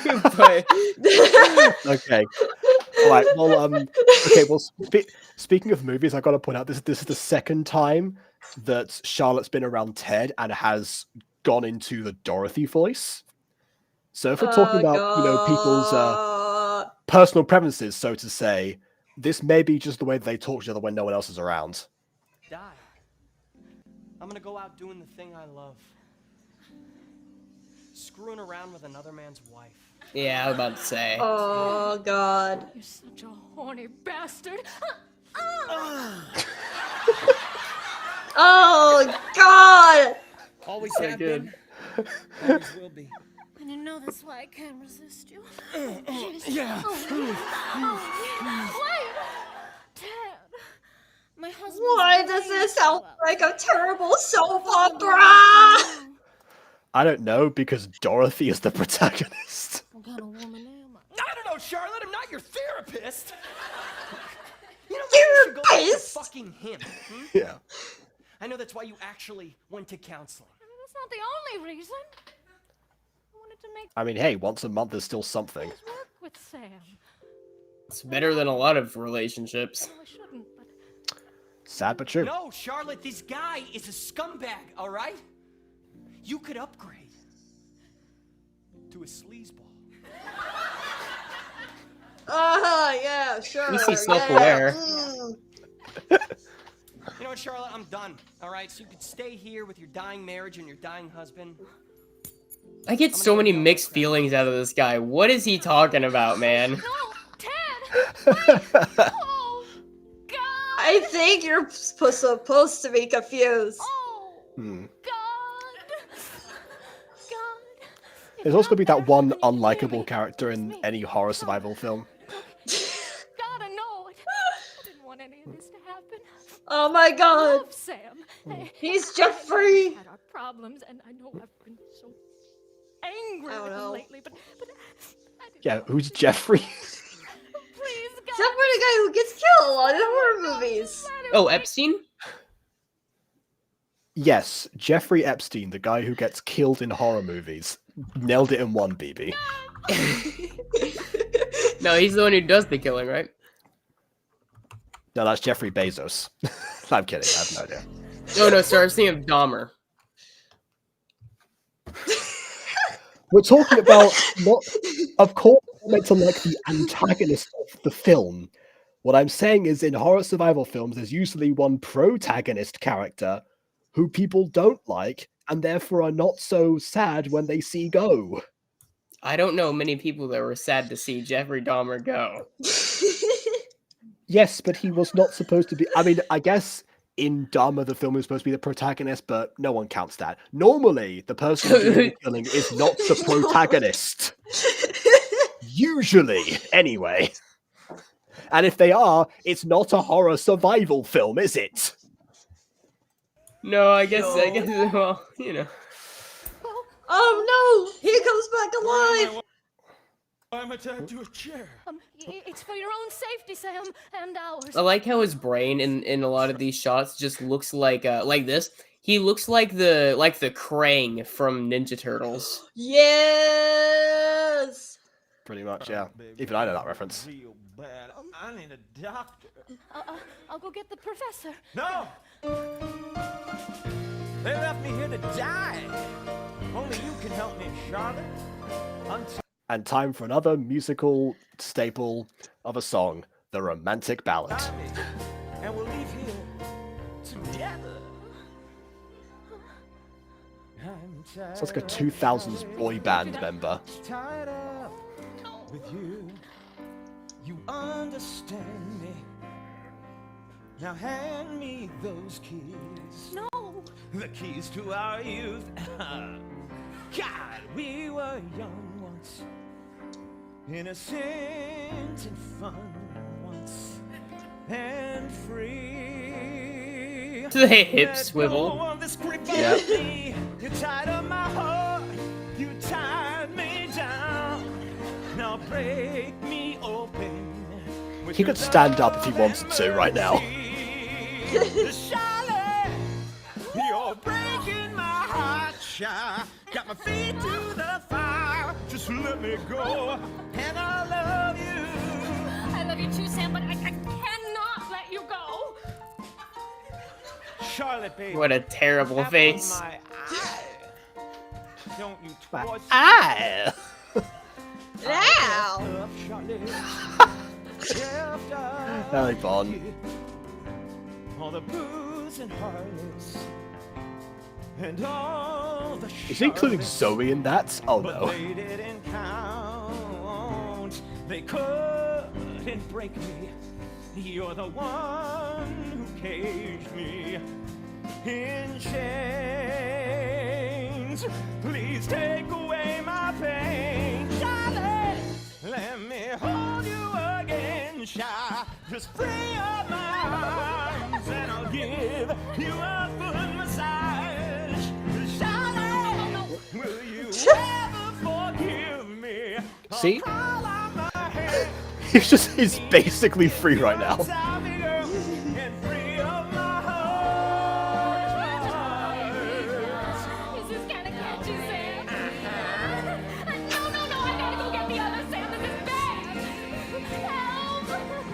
Let's hit the other Sam for a second. No. Better come quick. I really don't wanna die alone in here. Time to say our goodbyes at the end of the road. You gotta go. When you gotta go, you gotta go.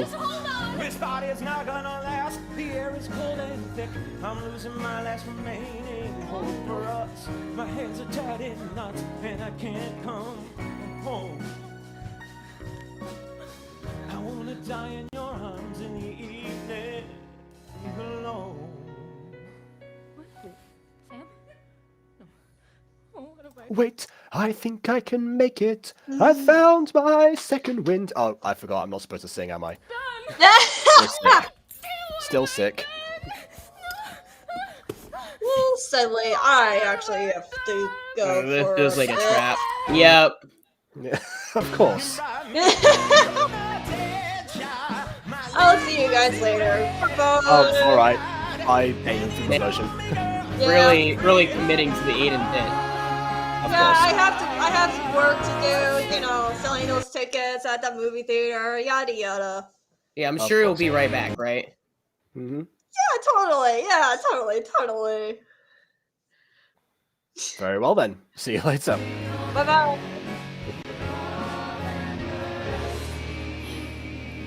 Now I'm gonna free up your heart, baby. And there's the blood. We have them all now.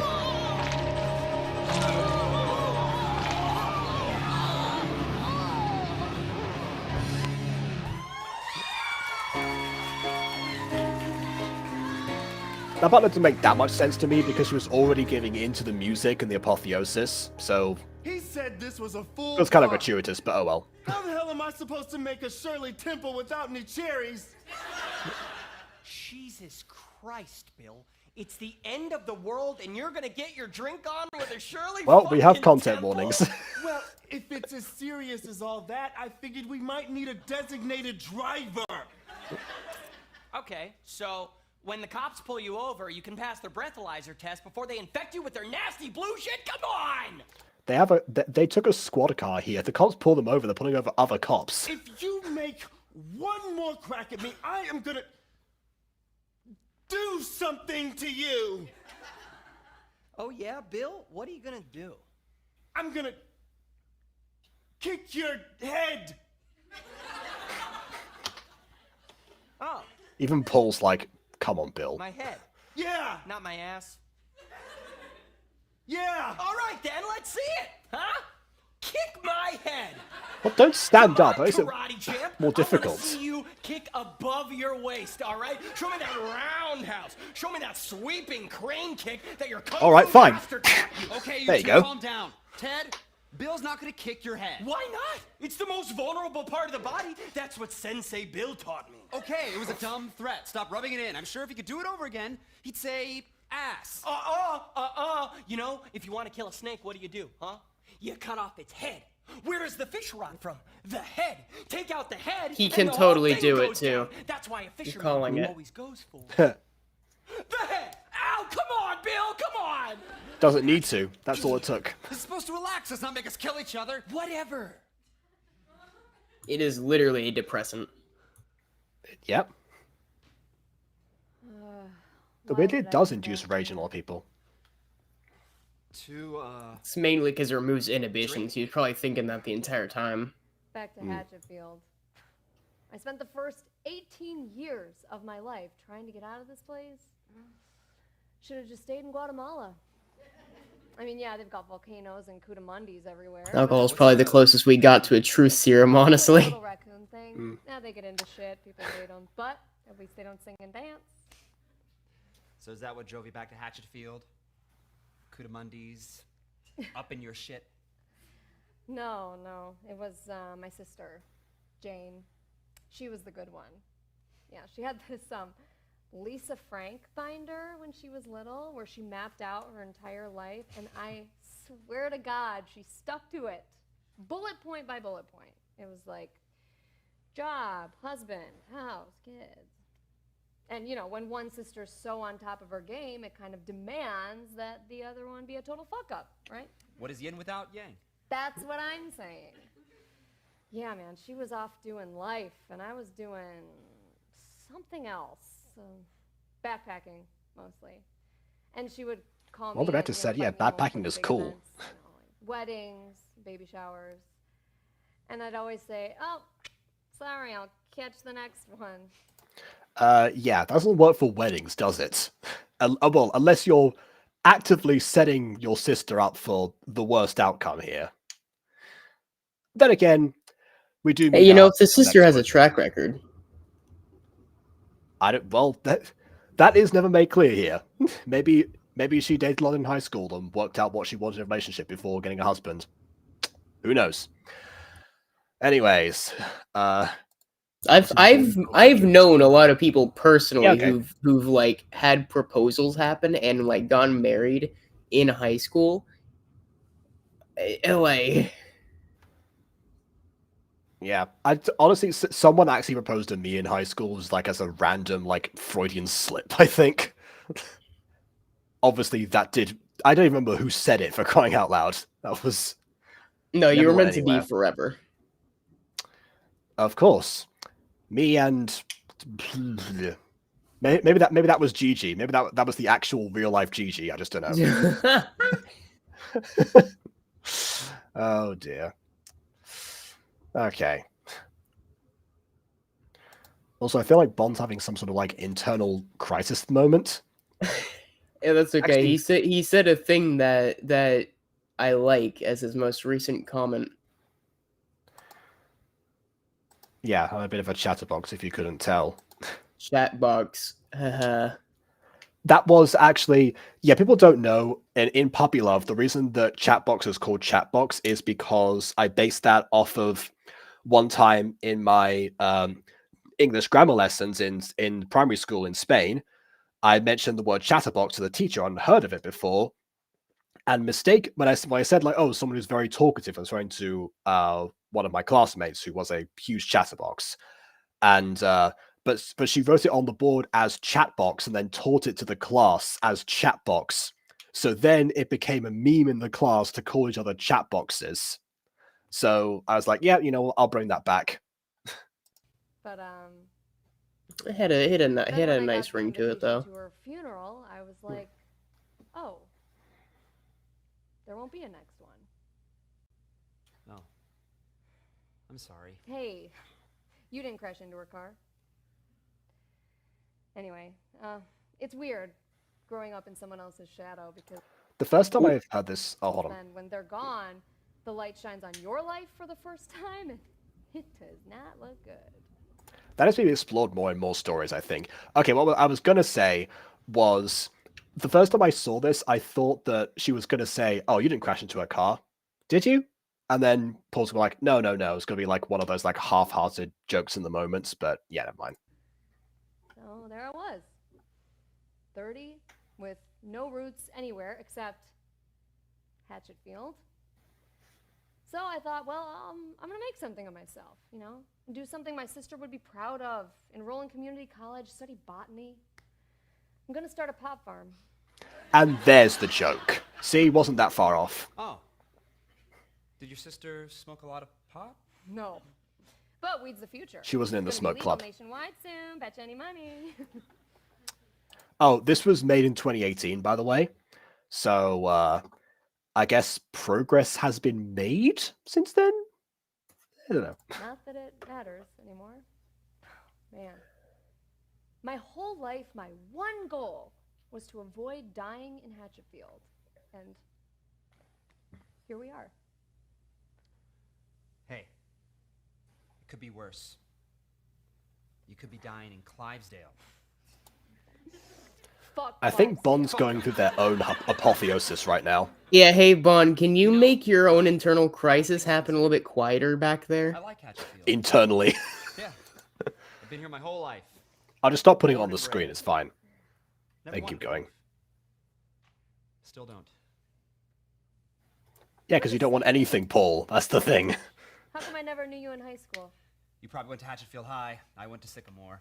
Fucking Timberwolves! We hated you guys. We hated ourselves. I love how proudly he said we hated ourselves. Well, I mean, he knows that high school rivalries are essentially meaningless eventually. The only thing that matters, of course, is small town rivalries. Because there's a thing that someone mentioned in different videos that if you grew up in a small town, the worst people ever were always the town next door. Hey, was Bunny Jean? Yeah, that was 2003, right? I actually saw you in Brigadoon. No shit. Yes, shit. Yeah. We didn't have a theater program in our school, so I guess to make us feel like crap, they bussed us over to watch your show. It was the first musical I ever saw. I hated it. That's probably the start of my whole thing. You're the reason I don't like musicals. Yeah, I'm about to say that's where it all began. Of course, yeah. It had to start somewhere. You need to get it all out now. Just let it out, let it out. Well, nope, again. I'll bring it up later. Origin story. Yeah. So I guess I'm the supervillain. I don't think of you like that at all, Emma.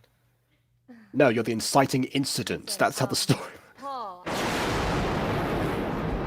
my God. Charlotte? It is time to Jeff Blim, everyone. And J. William Beatty as well. Sorry to interrupt, but we got bones to buck. The time for chaos is long past over. Death isn't optional, in fact it's optimal. Your time is up and now we go through you. We tried to convince you in soliloquy, but now we'll kill you with more than harmony. Jeff Blim is the best hype man ever. Join us and die, Charlotte. Join us and die. Join us and die. All you gotta do is join. Even that sounds a bit like Sam. What's wrong with him? I'm here to die, Charlotte. All you gotta do is, here's how it's gonna go. We're gonna kick your ass, and then we're gonna fucking kick your ass. We're gonna move all that food into your mouth when you burn it yourself through. And it's wrong with your short deadline process that you gotta see. Your own body is your front row seat. I like how they are just... They could have cornered them at any point during this time, but they're compelled to finish the musical number. That is both the most respectful thing ever from invading aliens and also their entire undoing. That is and I thought that was very clever in the choreographing. So whenever she's talking directly to them, she has her back turned to the audience. So whenever she turns around to point at her face at herself, she's turning back to the audience because like the main thing is you don't turn away from them. Yeah. So I thought that was a fun way to work around that. Mm-hmm. Us and die. Join us and die. Join us and die. All you gotta do is join us and die. Join us. Okay, another thing about this, sorry to keep us enjoying musical numbers. I know people are going to be like, stop doing that! Ah! No, I have to say this stuff. Like, one of the things that I love to do, especially, is sing higher harmonies.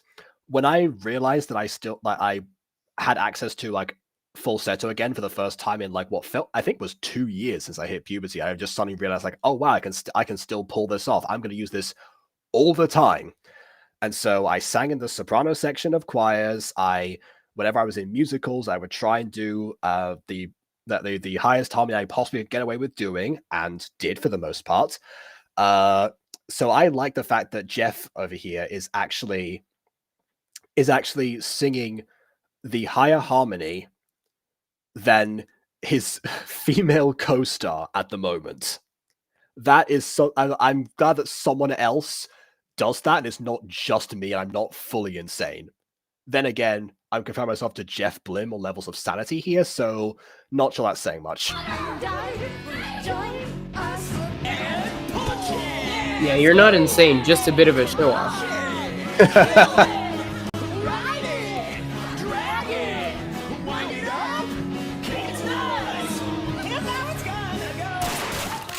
Oh, and he doesn't get to do his song.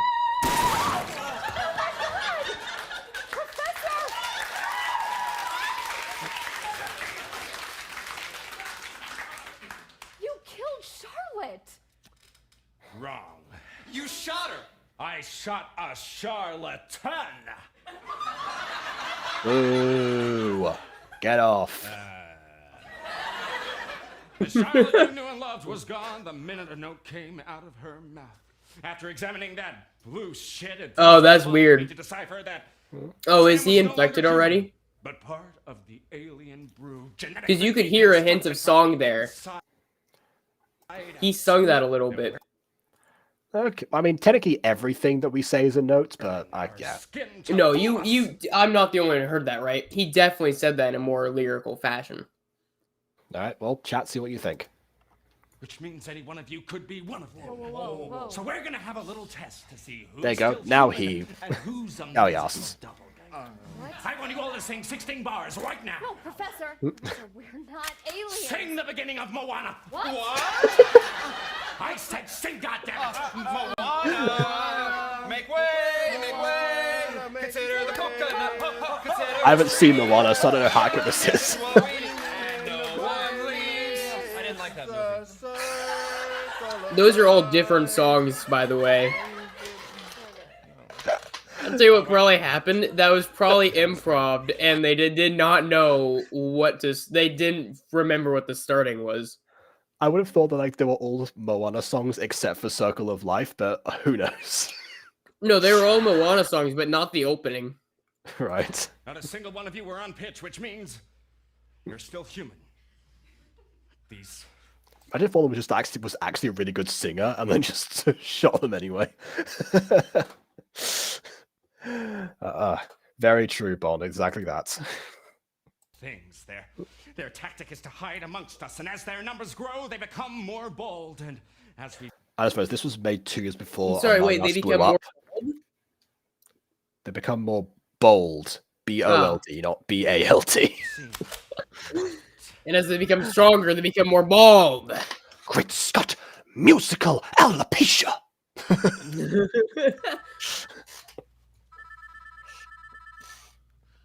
Alice? Alice. Oh, thank God, I've never been more happy in my life. Your mother left me and moved you to Clivesdale. What? Clivesdale again. No. Alice, I saw you get on the bus to Clivesdale this morning. What? Got off to go see Deb? God damn it, Alice. If Deb jumped off a bridge, would you... Okay. I'm sorry. I know you're scared. What's wrong with Deb? She's doing what? Alice? Okay, listen to me. You get away from her. You understand? You get far away. No, this has nothing to do with me not liking Deb. Right now, you need to run and hide. Okay? Where are you? No, you stay there. I'm coming to you. No, don't you say... Everything's going to be fine. I love you too.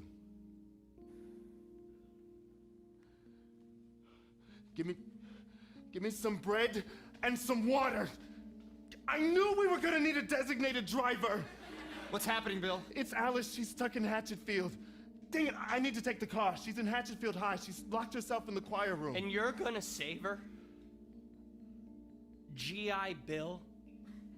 You're gonna run and gun your way through a city of singing zombie motherfuckers? Wake up, Bill. He has a car. She's already Run him over. Don't you dare, You're Ted. gonna get there, and she's gonna be dead, and you're gonna die too. And that's exactly what's gonna happen if you try to go back through downtown. Well, what else am I supposed to do? Don't go through downtown. Cut through Pinebrook. What? Pinebrook. Rich neighborhood, fancy houses. Before, like this concept, Huge musical yards. apocalypse. Yes. Yeah. Avoid densely One of my populated favorites. areas. Take Evergreen, cut through the park. I've had a similar idea in the past. I don't know if I'll ever be able to do it because the medium for the rest of that plot line changed, but... Oh, if you have musicals planned, I will absolutely help out with that. You already know about it. I told you about it, but it's part of a narrative that turned into something different, and I like to keep the cycles consistent as far as the actual mediums go. That's fair. I just thought you could always do a musical TTRPG at some point. It's funny you say that, actually. I'm not going to say it. I'm going to say it just because I don't know if it's going to happen, actually. Sure, I'll say it. I have thought about in the past if the muses show up at any point in one of my stuff, I kind of want them to speak through exclusively song. Okay. So does that mean you have to get 9 people to do a song number? Oh yeah, if I really comes down to it, I'll hire 9 different singers to redub all of my muse lines in a TTRPG just for that musical. Oh, so when you actually record the main session, it wouldn't be. I mean, I would just you like in to that get it voice. as close as I can, but because it's all improv, I can't. It's a little bit tougher. Well, I mean, like you would perform it essentially, and then you would send them that footage, and then say, "Okay, this is what to recreate, and here's I'm your not that specific bold key." yet. I mean, it wouldn't be in the final edit, supposedly. There's still witnesses. No witnesses. Jacob Butter likes a musical that swears. Bon, he doesn't swear, but he's still on planet Earth. He's heard it before. This is what a lot of people think, but like honestly, with both swearing and me being vegetarian, the same thing happens. Some people are awkwardly like, "Is it okay if I eat meat in front of you? If I swear in front of you?" It's like, yes, I just don't like doing it myself. I'm fine hearing that whatever. It's okay. Smoke? Just slide in and out. Used to be my old escape route. Okay, this is a lot of direction. Don't bother, he's gonna get lost. You are such a fucking creep. You know that? Oh, I'm a fucking creep? Yeah. I'm a fucking creep? Listen, sweetheart, the world has changed, alright? There are no creeps, there are no heroes, there are only people who are alive and people who are fucking dead! And Bill's daughter? Nervous. She's dead! Well, I'm only saying what we all know is true, right, Paul?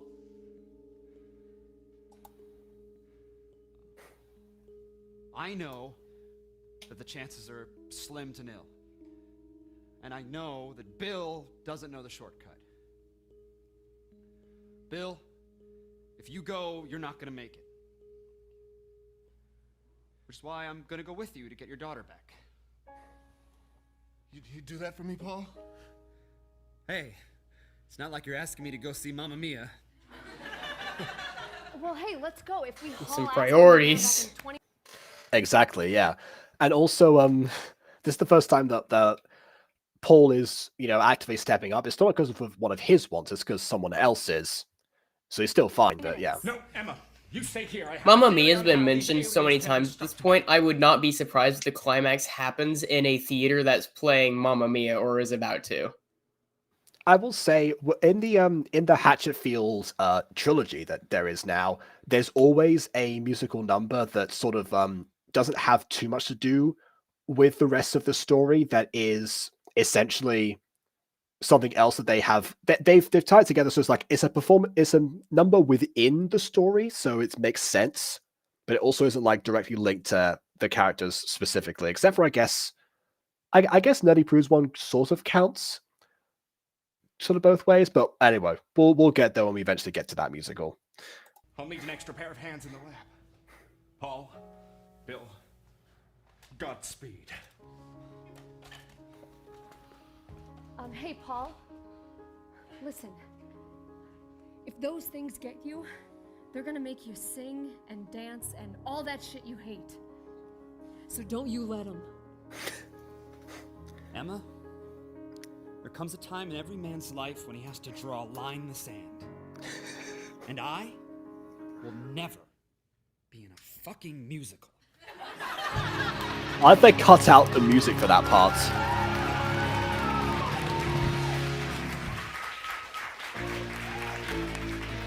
What I think is also ironic is that him leaving ends with a musical tune. Mm-hmm. Yep, and also I think this is speaking of musical tunes, this part, that tune you just heard now, I think is the song that's coming up right now. Bond's getting into the spirit of this. Alice! Alice! Bill, Sweetie, where are you? Be quiet, Bill, okay? We gotta find her, Paul. We will, but you're gonna have to shut up, all right? This whole school could be crawling with those things. You screaming is gonna get us killed. And then who's gonna save Alice? Right. Sorry, Paul. She's all I have. I know. Just try to stay calm and follow me, okay? You know, she's a good kid, Paul. She's smart and I respect her choices, but if we're being honest, I don't like Deb.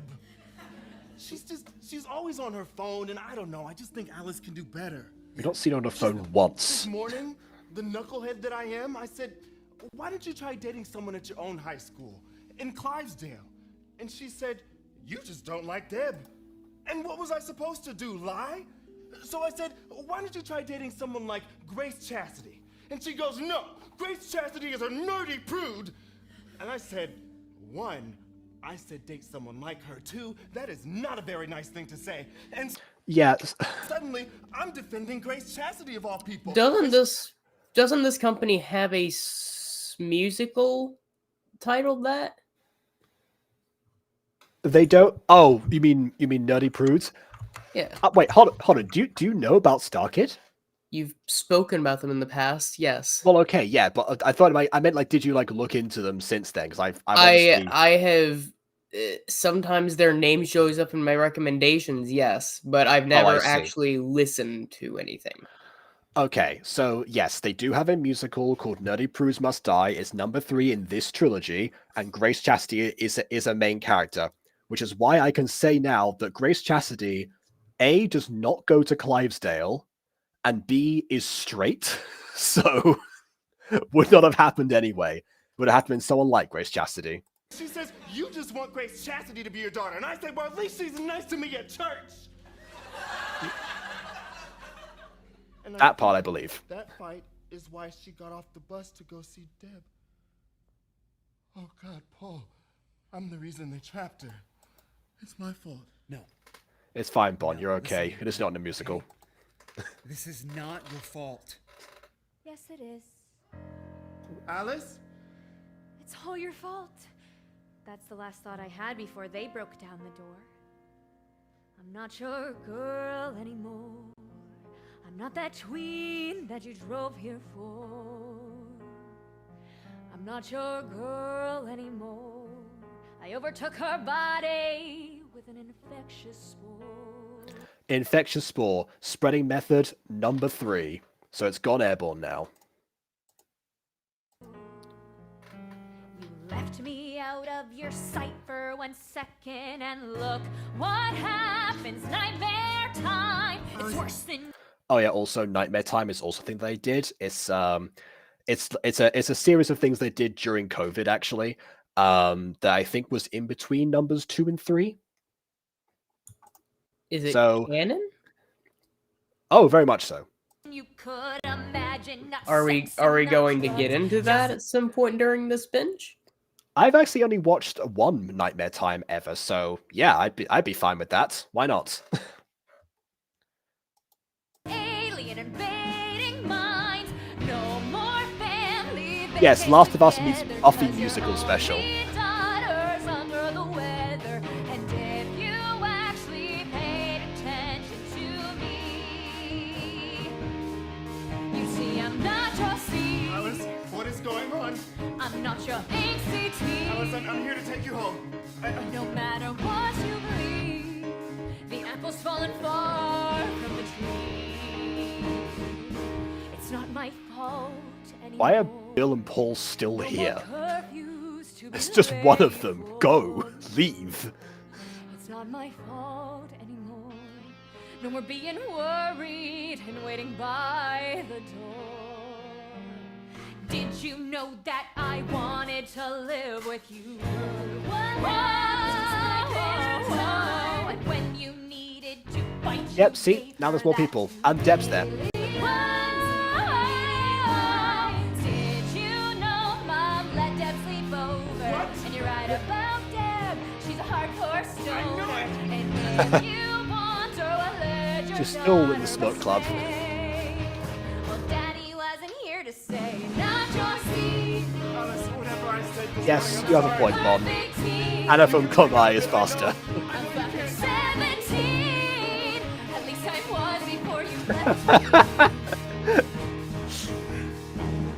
Bill, we need to leave right now. Excuse me, the last time you saw her was when she was 17? No, she is 17 now. I thought they said that she was 18 at the beginning of the show. And then Oh, wait. just now she said, and I'm 17, or at least I was before you left me. Which means the last time he saw her, it was... Jesus. No wonder you have issues with your daughter. That's a terrible custody deal. My goodness. Oh yeah, because 1 week a year he gets her. Wow, what lawyer got bribed to enforce that one? Or judge, I should say.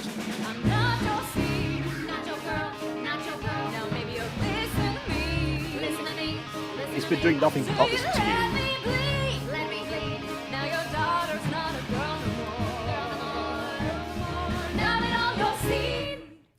I'm not your girl anymore. I'm not sure who like the third person's supposed to be. The one played by Lauren Lopez. I don't know who that character is.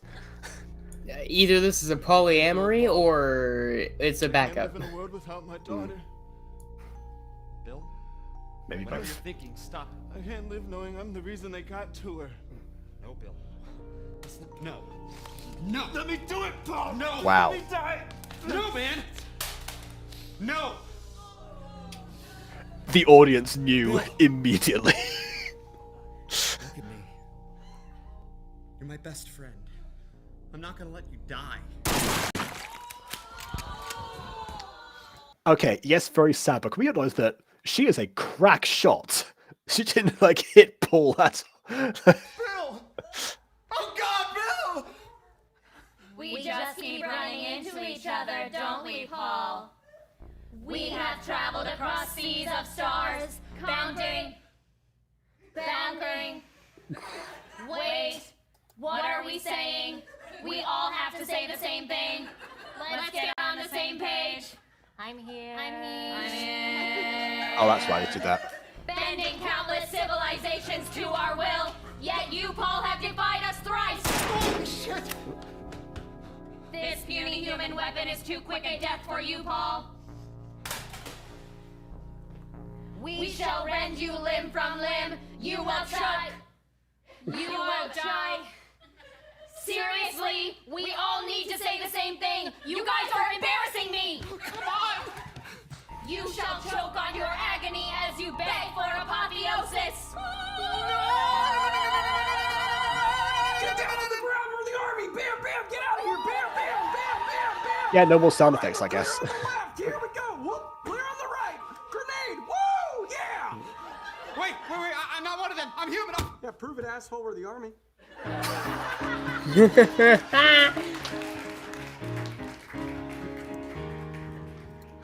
Remarkable.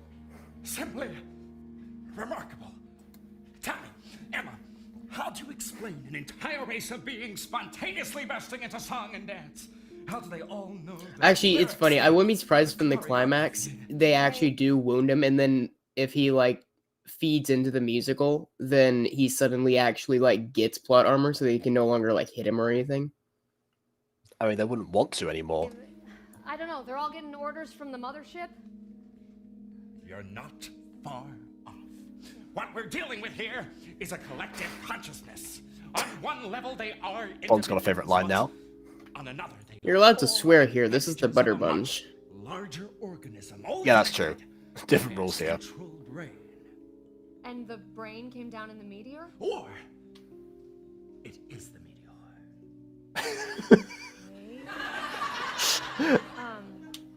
Okay, and so it wants to kill us all so it can resurrect us as part of its shitty musical? That's one way of putting it. You could also Oh say no. it's uniting us in one common purpose. Think, Emma, if this entity were to spread to the entire planet. Bond and Professor Higgins reach epiphanies at the same time. 50,000 civilization never could. World's peace.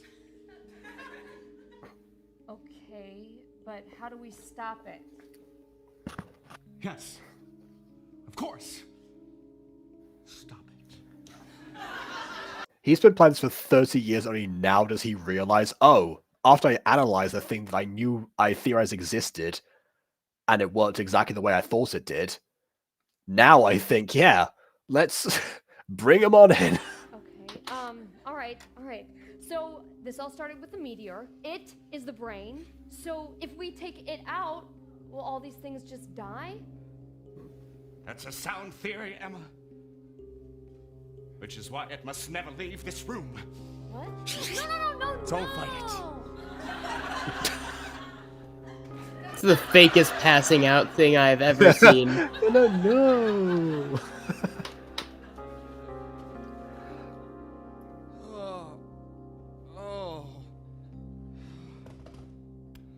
Sorry for that knock on the head, son. You can never be too careful. What's your name?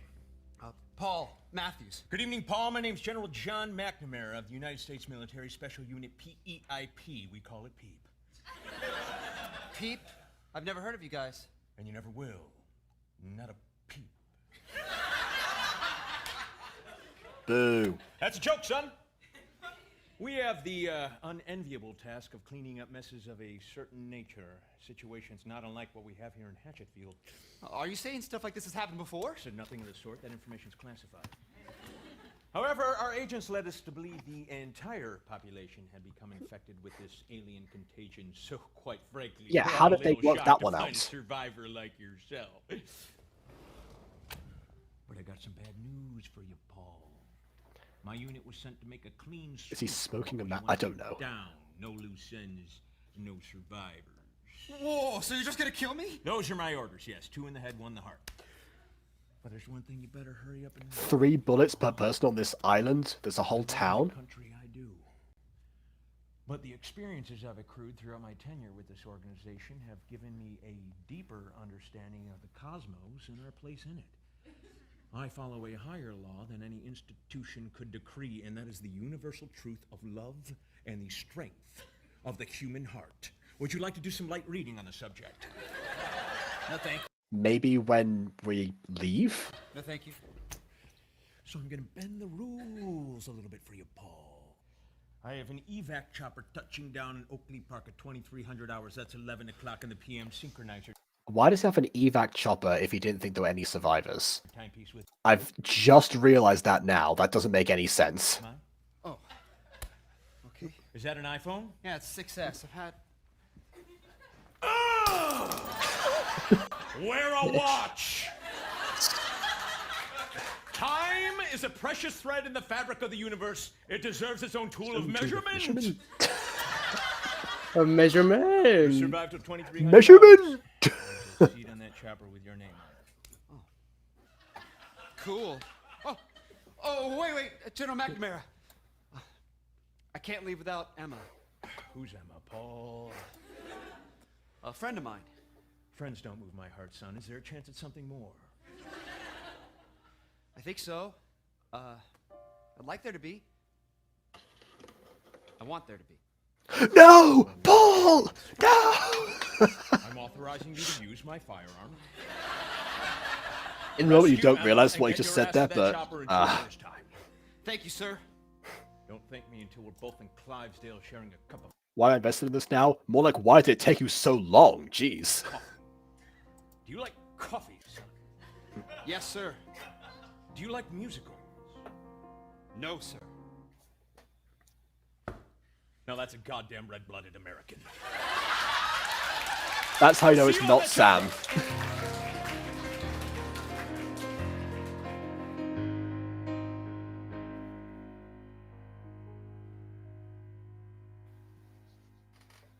Oh, you know what? There is one musical that I heard of a while back, and I have seen clips of like a year or 2 ago from Team Yeah. Starkid, I think, and I don't know what it's Yeah. called. It's about spies, and I want to watch it.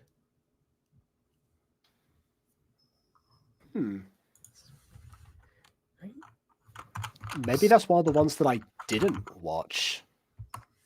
Because I don't remember what one is about spies. Oh, wait, found it, I think. Hold on. Wait.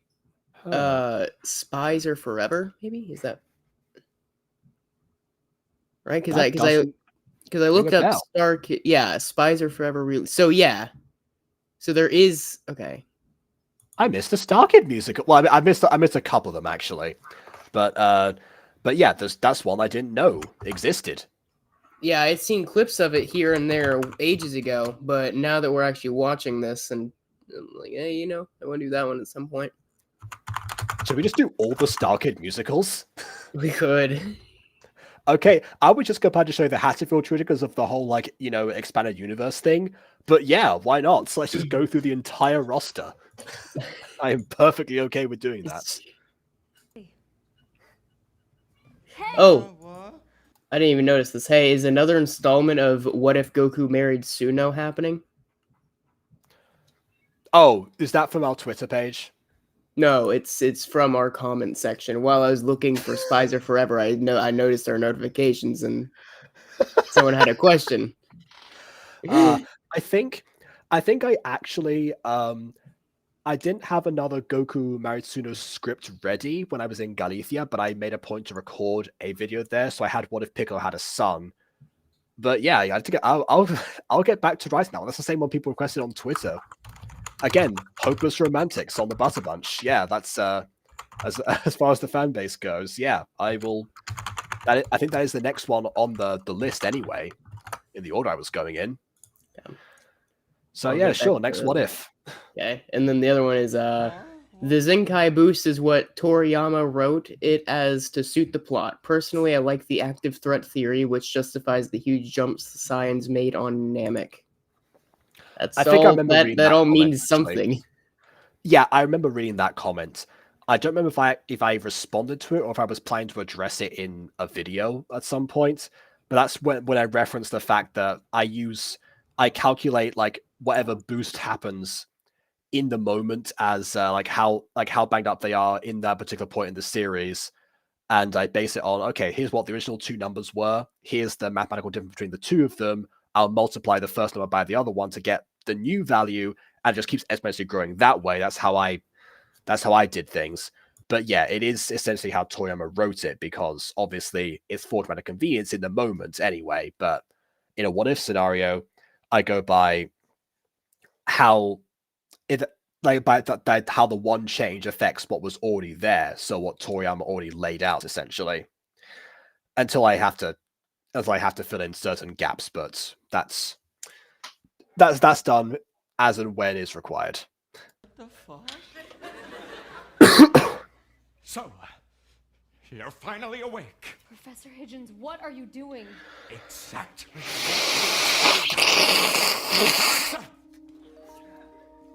Open the gates. Turn off the fences. Shut it all down. I like how Ted wasn't even here about studying this. Protecting us from what, Emma? From the end of the world? What's protecting us from nuclear holocaust, climate change, overpopulation, Emma? I'm concerned this professor said nuclear, but anyway. The world was already doomed. Not by them, but by us. I was trying to save something that could not be saved. Until now. But before we can be reborn into a better world, first, we must say our goodbyes. No. Alexa. After all these years in... I suppose the person playing the piano just nodded while doing the Alexa It line. was my one companion. I've come to love you just as much as any woman of flesh and bone.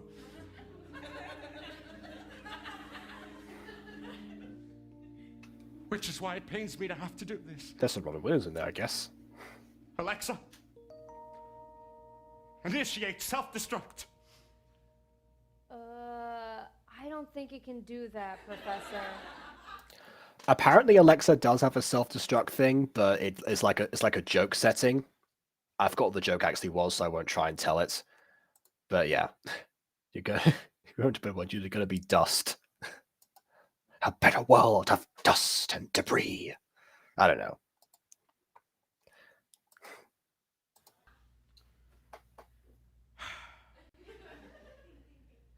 It's 2018, and it can't even blow itself up.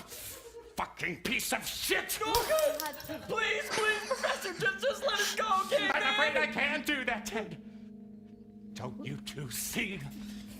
In order for humanity to survive, it must evolve. That's what this visitor from the star has brought us. Salvation.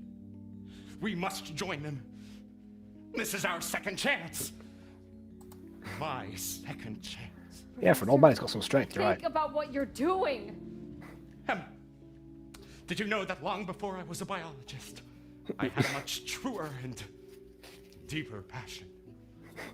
Yes, my first love was, and always will be, musical theater!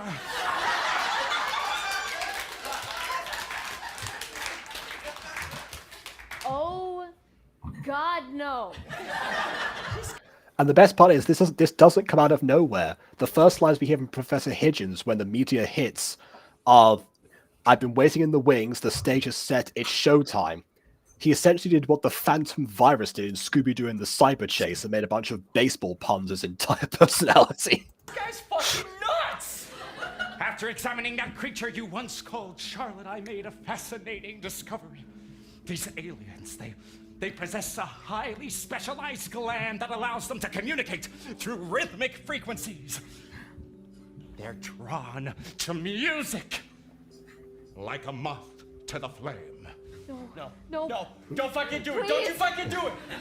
This is humanity's 11th hour. Okay, so, you know, I said people have their favorite performers of Starkid, their favorite moments in every musical. This one, pretty much universally, is the best song according to anyone who has watched this musical. And it's so convenient that Aiden, the male version, the real version, happens to be here at this very moment and prepared to listen to a show-stopping number that he has no idea what he's in for. Oh, I've seen a bit of the guy who doesn't like musical, or at least I've listened to the soundtrack. I just come on. I have listened to Why didn't you musical lead? soundtrack. We wouldn't have waited nearly as long.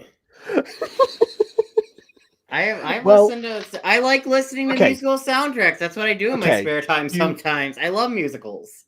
Okay, well, do you know the story then? Musical aliens come to Earth and make everyone, and then take over everyone who starts singing. And then there's a guy who doesn't like musicals, and it's a whole dramatic thing. Something similar. It's been a while since I touched Normally on the it. aliens are the ones doing the singing, and Oh, therefore well, force people yeah. to sing, except in this scenario, actually. In this scenario, you're actually spot on. But here we go. And I've prepared something for the occasion. Yeah, female Ed already made that reference. Why does he have such a slutty aura when about to sing? Showstopper number. Well, we already know you've heard. A show-stopping number, come on. Yeah. Something to shock 'em, to bring them a-crawling, a big-time box office draw.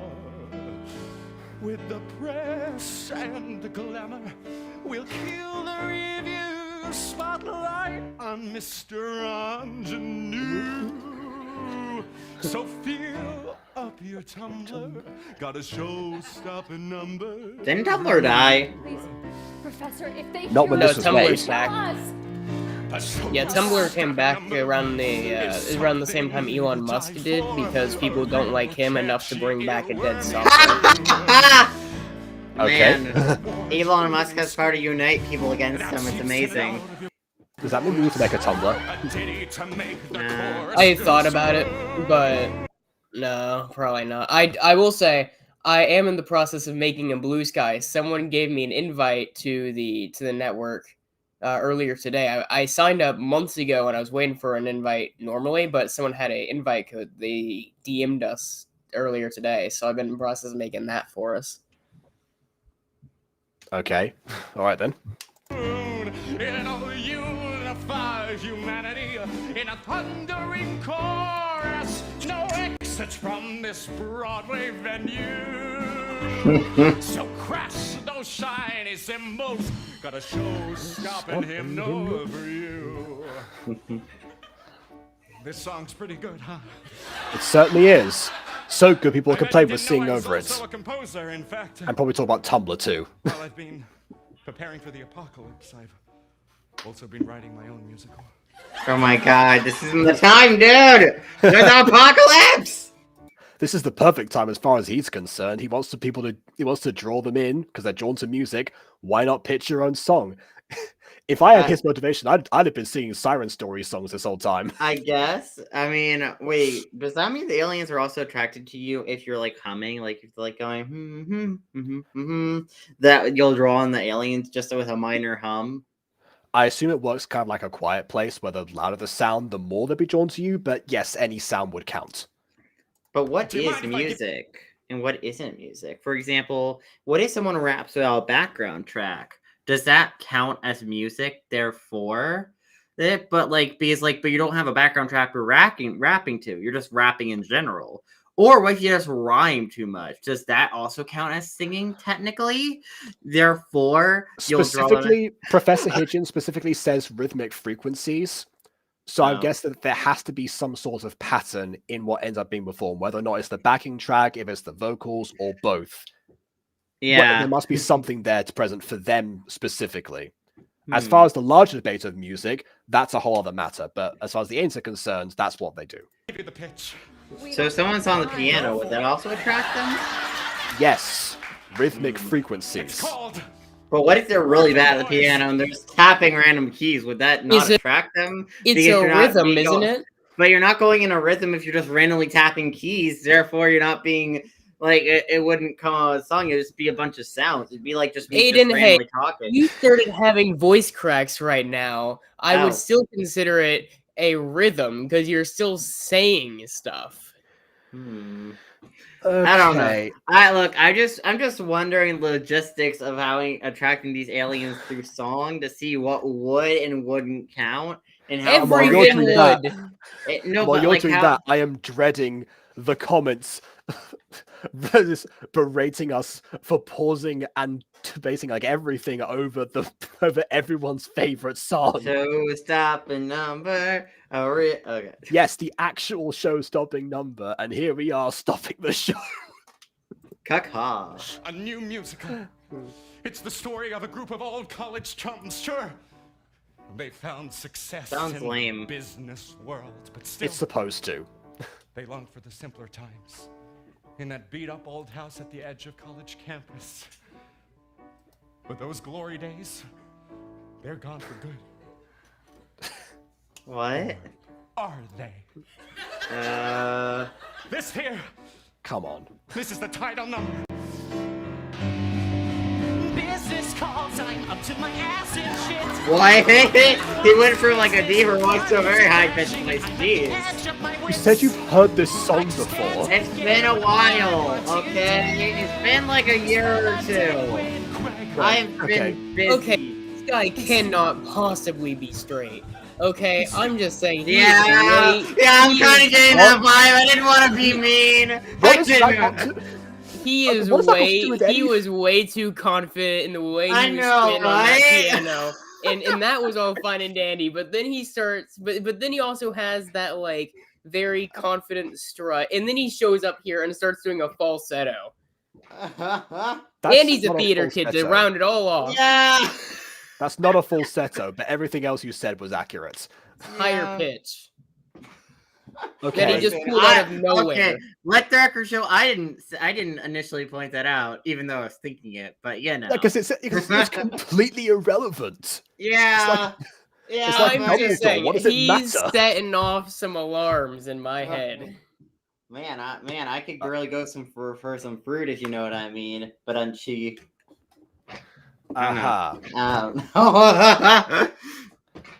This is very, very much relevant. I'm so glad that this got brought up. Well, hey, me and BB are here, so it is relevant. Me and BB are here, so it's relevant to the stream at least. Okay, if you're going by that logic, fine. Exactly. Okay, fine. I guess we can debate Sure, about the whatever proves my sexuality point, of man. characters that have no romantic interests in this story, and therefore does Well, not technically, count. the main character has a Oh, romantic he is interest. romantic in well, actually, if he is he into women? He could I be think gay. He could be. I was about to say Gaiden. I was referring to He characters could be specifically Aiden's. don't have romantic interests, Oh. like Professor Higgins, for example. Aiden, do you I want to be mean, his to be romantic? fair, he's married to like musicals as a whole, which is Actually, valid. wait, hold on, wait a minute. Actually, I just realized something. He does have a romantic interest. Alexa. He's come from any woman of flesh and blood. Dang. So, I mean, he could Well, she's be dead bi, now, but so he's up otherwise- for the take, right, Aiden? Oh yeah, sure. Oh sure. Alexa's dead, therefore his sexuality changes. That makes sense. No, I'm not saying he was gay. Listen. I said he wasn't straight. Okay, fine. I guess. Careful wording. Yes, but we'll put it in the comments. Do you think Professor Higgins is bi? God. Apparently, it's important to know. It's a very good detail to have in mind. Also, is he maybe old? He has gray Yes. Yes, he is. Dang. Except for I think that's why his voice changed when he sang the Working Boys, because he's now in character, and that just so he drops the old voice entirely, which is not how that works in real life. But there you go.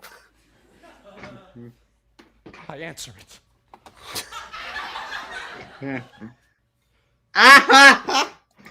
Oh, hey, Greg. That's a thing from Rent, by the way. Narrating that the phone rings is a thing that Mark does, the main character in Rent. I haven't seen Rent, but yes. I'm swamped. I was in Rent. Ooh, nice. Business. I want to be in more musicals. I want to join a theater group. Honestly, same. It's been long enough. Jacob, let's start a theater group. Like, yeah, why not? Yeah. One of us will have to move, but otherwise we're fine. We've already got a musical. What's your band name? The Butter Angels. No, We're gonna have to workshop that. We're gonna have to workshop that. Yeah, I don't like that. I feel like Icarus would be, vindicated by the wing structure of that thing. Angels of the Sun. Because Angel's sun is orange, orange is butter. Well, or Okay. actually, butter's more like yellow, but okay. Shut up, Aiden. No one asked you. Oh my goodness. Okay. Honestly, we could just call a theatre troupe. Actually, no. I was gonna say we call it the Butterfly. It'd have to be just the four of us. Then that'd be too small a cast. Honestly, everything that either of us have ever written, apart from Heartpoint Family Farm, has way too many characters for two people to pull off or even Yeah. four. So yeah, never mind. Let's say now you brought up Icarus. Yeah, you brought up Icarus before. We were talking about Greek myths earlier in the day, okay? We get an excuse. That's true. Yeah. Greg. Last week feels like ages ago. What is specify like that? Today, after work, on the football field, the old stomping ground, eh, Greg? Oh God. It's just shuffling all over the place. And me. Well, to be fair, See, he's it can't- flirting with a guy. What do you mean? No, I It think his was character is meant to be important. tearing up over nostalgia from the past days, not, Yeah. No, he's No- about to go on a date with Greg. That's what's happening here.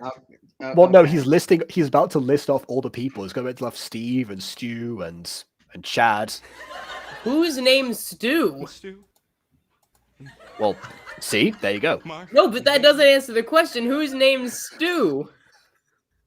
Stu is named Stu. No, that's not okay. Who names their kids Stu? Although you know No what one. sucks? It's When- Stuart. You know what It's sucks when you short make for your Stuart. You know what sucks when you make your hand a phone? You can't really move around that much, so it's kind of just like moving around in place, just because you have to keep it in place the whole You'd time. probably be moving around more if we hadn't been pausing him for so much time.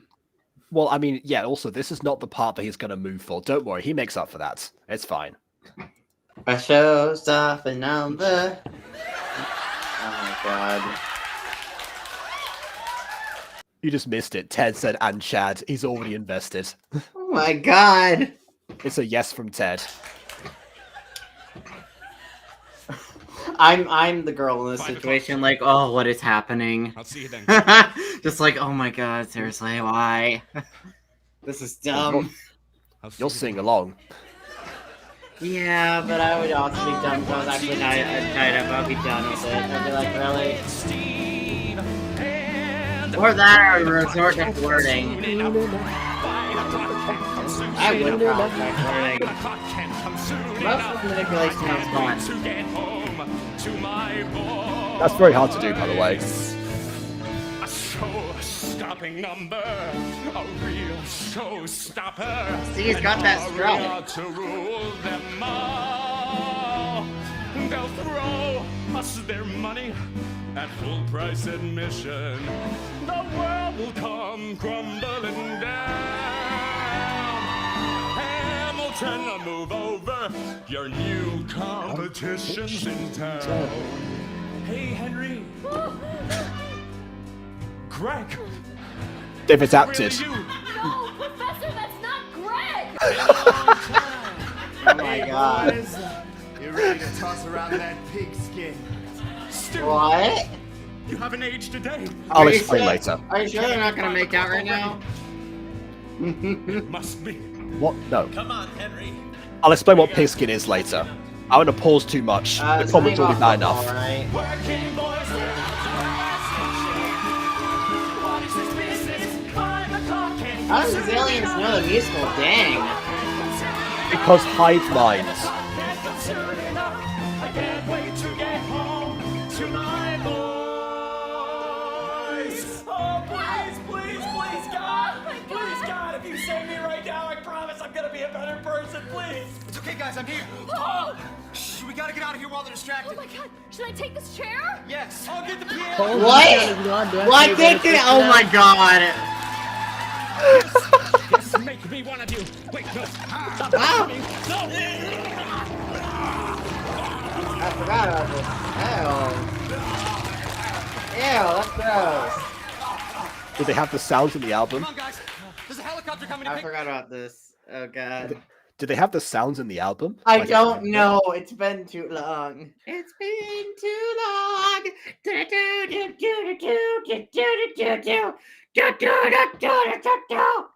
As if Bomb wasn't triggered enough already. Okay, so yeah, a pigskin. I think it's because it's like because they used to like wrap them in pigskin. I think that was the idea behind that. So yeah, they're tossing that around. Isn't Yeah, like it made out like pig leather or whatever? Maybe it's pretty cow much. leather. I So don't know. pig Football's leather dumb. pig leather would make sense in the case of football. I believe. Yeah. We gotta get to Oakley Park, and oh shit, it's 10:52. We're gonna have to huff it. Wait, Paul, I gotta say something. Not now, Ted. Yes, now. He's gonna start singing. Today has broken me. That would have been like a I'm huge ashamed twist actually if he did of start how I singing. acted earlier. With Bill. Shit, I wanted to abandon Erica back there. Oh my god! What did Erica do to you? Her name's Emma as well. Oh. Wow, that's even worse. Mm-hmm. Like you. Shut the fuck up, dude. We gotta go. See, I deserve any kind of abuse you guys want to give me. This alright? why Because it couldn't be on Jacob Butter channel. This war. Yes, we've been over that. Also, as well, I said before that there's always like the unlikable protagonist in a horror survival movie. Listen to my wording, BB. And usually the time is because people will be satisfied to see them die in that situation. Yeah, you don't And want a usually good they're the person first. to die. Usually they're the first person to die, which is why it's extra hilarious that out of all the side characters that is in this musical, Ted is the last one alive. I've been a grade A asshole. Okay. Come on. I swear. I'm gonna be a better person. There's a time and a place, sir. Let's talk about this later. Oh my god. Yeah, they never just run. They're too polite to leave. They're I'll be supposed to be like- American, not British. I would like let go. Be like, you know what? Nope. Leave me alone. We're going. Have your little epiphany somewhere I've always else. considered you one of my best friends. boys, you're Oh God! Hey, I said I'd be a better person. I'm still not a good person. Oh my God! Stop arguing semantics. Okay. All right. That wasn't far at all. I think the implication was, but you're on stage, so you can't really run into the crowd. I mean, I guess you can. Oh yeah! The military! Oh, That's fair. yes! Over here! Over here! Oh, Okay. Okay. Let's, No, wait, no, just saying, if there was an apocalypse, one of the first people to be infiltrated is the military. Like, what They've been here for a while. Yeah, but what conquering force doesn't immediately target the military? Especially if they're assimilating people. Probably Assimilating people with guns. Aiden, probably aliens don't necessarily know how like our government system works until they arrive. Also, there's actually an expanded universe explanation as to why the Starlight Theater was targeted specifically, which I don't have the time to get into right now. But there was a reason it had to be Hatchetfield, and it had to be the Starlight Theater. But also, I don't really like the military, so oopa-doop-dee. So, Oh, so you that's just okay. want them That's to okay. be first The- specifically because of that? No, I don't want them to be taken at all, but they're also kind of immoral as is currently. So... Oh, that's okay. In universe, one of their first lines is after smacking someone in the face with the back of a gun is you can't prove anything. We're the military. Sorry, we're the army. No, that is pretty much our military. Hey, let's go bomb other countries and insert dictators. It's more like you know? it's more like Paul says, "I'm okay. human," gets knocked out, and the guy says, "Yeah, prove it, a-hole. We're the army." That was the line. Anyways, so I will say, Aiden brought this back to mind as well, but BB mentioned this earlier about Team Starkid making a lot of commentary in the Hatchetfield trilogy, and yes, a lot of the stuff about any forms of authority is a form of commentary from Team Starkid about that and how terrible the system is. What's about to happen right now is the least subtle form of commentary in any Starkid production ever, I think. And you'll see what I mean in a second. Bear in mind, this was made in the year 2018. Proceed. Yes! Just save me! I'm the only one that survived. Everyone else is dead.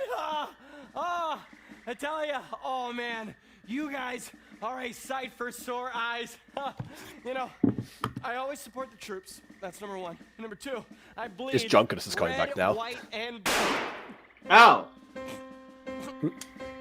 I don't know what you've been told. Oh my God. There's a war to be fought in this country against those that are far too bold.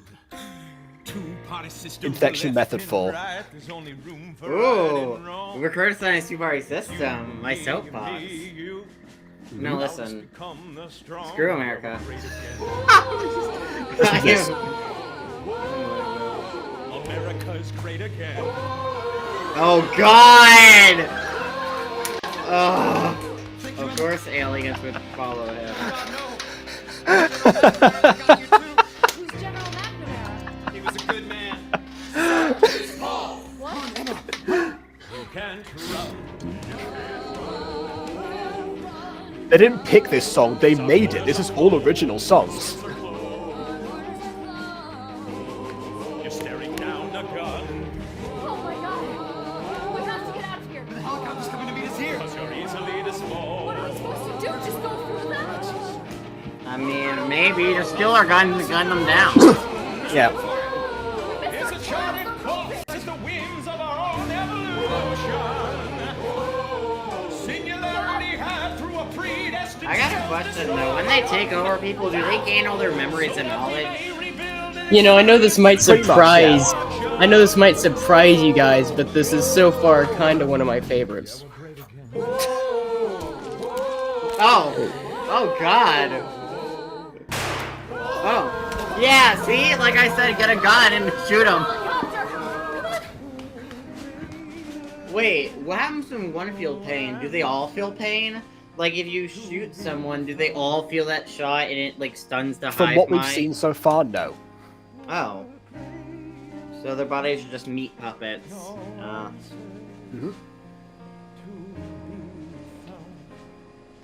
There's a giant spider on this wall. What? There's a giant spider on the wall. Ah! My arachnophobia. Oh my god! I won't show it then. Oh, we made it! Wait, what? Are they in a car? They're in a helicopter actually. Oh. That's the whole point, was they were going to get to this Wait, evacuation shot. wait. So you're getting in a helicopter with another person in the military after They a didn't bunch see. of They didn't see that part. It's only Ted who was there for that. They don't know what happens. Oh wait, no, they did. Sorry, I forgot. They Yeah, did. They were there. just interacted, but they got Sorry, in a yeah. helicopter with someone in the military. You don't know if they're mind controlled. You don't know if the whole military is compromised or just a small part of it. Who That's knows true. who's compromised currently? They probably should have checked. Yeah, Also, be one thing like, I are understand you operations a is part of a hive mind? I need to know this. Yeah, sing the first 16 bars of Moana. Absolutely. Moana has an amazing soundtrack, by the way. I believe it. Also, yeah. So I guess maybe Jacob, are you gonna watch the succinct, live action remake whenever they come out with it soon? They're talking about making that. Like, I mean, I haven't seen. I'd like to see the first one first. Honestly, I missed it. It's a back in live the action day. remake. Of the... Like to repeat myself, I like to see the first one first. I missed it back in the day. Yeah, I don't recommend. I hate to see live action remakes. I have beef with them. So about this thing about the various other songs, yeah. So I mentioned before. Okay, so apparently this I'm pretty sure they based the idea like off of like how army tunes sound, so they made their own version from. I mean, some of the lyrics are actually from like army tunes, like I don't know what I've been told. I don't know what I've been told. Something. So again, they're using that as inspiration. They're making their own. They've taken. Okay, so yeah, and but yeah, all of the songs from Star Kid, they're always original, even if the source material that they're using is not. It is in this case, but not always. But yeah, always original songs. In fact, they're actually the main reason why I am so keen on like any musical production, no matter the budget or who's doing it or whatever, always like trying to incorporate original songs. This is like a deliberate jukebox, but even then, sometimes those don't work so well. Mamma Mia being a prime example. So yeah, if people wonder why I'm hard on the music freaks for that reason, yeah, blame Team Star Kid for that one. Listen, I'm not a fan of when a lot of things do jukebox musicals. To be fair, one thing I'm not a fan of with the jukebox musical aspect is troll movies. I have beef with the troll movies because they are jukebox musicals. They just use a bunch of pop songs, and in the case of the second one, they used a bunch of different genres. But it's like, God, the second why? What do you mean, like Troll 2? Yeah, Trolls 2. Trolls 2. Sorry, I thought I thought you meant Troll 2, like one of the most infamously bad movies of all time. I don't know what that is. You know the meme of they're eating them and they're gonna eat me. Oh my god! Like that one. That's from Troll 2. Not Trolls 2, but I don't remember sorry. that. Never mind. I misinterpreted what you were saying. Yeah, no, but like the Trolls movies, like are jukebox musicals, and I'm not a fan. Like it's just random pop songs, and the pop songs just are added, and they're just covers of random pop songs. It's just like, no. I mean, they're not even good movies, but like they don't even have original songs because that's too hard, apparently. Well, there you go. That's what I keep saying about stuff like Music Freaks, for example. People always get mad at me for it. It somewhat works sometimes, but not always. It depends. I mean, to be fair, Rosie Cozy started is when it was her first attempt at a voice acted series, and I guess she wanted to play with musicals. You can't get a full-on musical, but you know. It was also the way that musicals were and still are done in the gacha community, because musical numbers in mini movies have always been a thing since gacha started. So, and a lot of the time they became a series as time went by. They didn't have the part that Rosie Closey innovated was the abstract musical numbers that accompanied those musical sequences. That was really the standout part there. But still, that was, again, the reason that Siren Story was even created was because I wanted to get an original musical gacha out there. But hey, it turned into an actual stage musical, so something. I mean, one day we'll get back to it. There's a lot of stuff we can get back to, though. That this is true stuff. Yeah, because we mentioned becoming a bad boy recently, and it was like, yeah, you were really keen on getting that one off the track. Be better without it being a musical. I would prefer to build up the climax of a singing competition with a massive, awesome song. Well, maybe Rosie Clossie might have agreed with you to an extent on that one, because apparently the musical numbers in every episode were holding the series back. So well, in the case of that, in the context, Rose Closey was talking about having like 20-something episodes, and if you were to from season 1, she mentioned that having a musical number every single episode sometimes held the series back. As for she decided that was the reason she decided not to continue that in season 2, but it was built off of an existing experience from season 1. Oh no, I can imagine, like, you have to find explicit music numbers, and sometimes music was just included for the sake of including music. Like, I think that's especially a major thing for episode 2 of the Music Freaks. The Xander's number felt like it was just found a vague song that vaguely connected.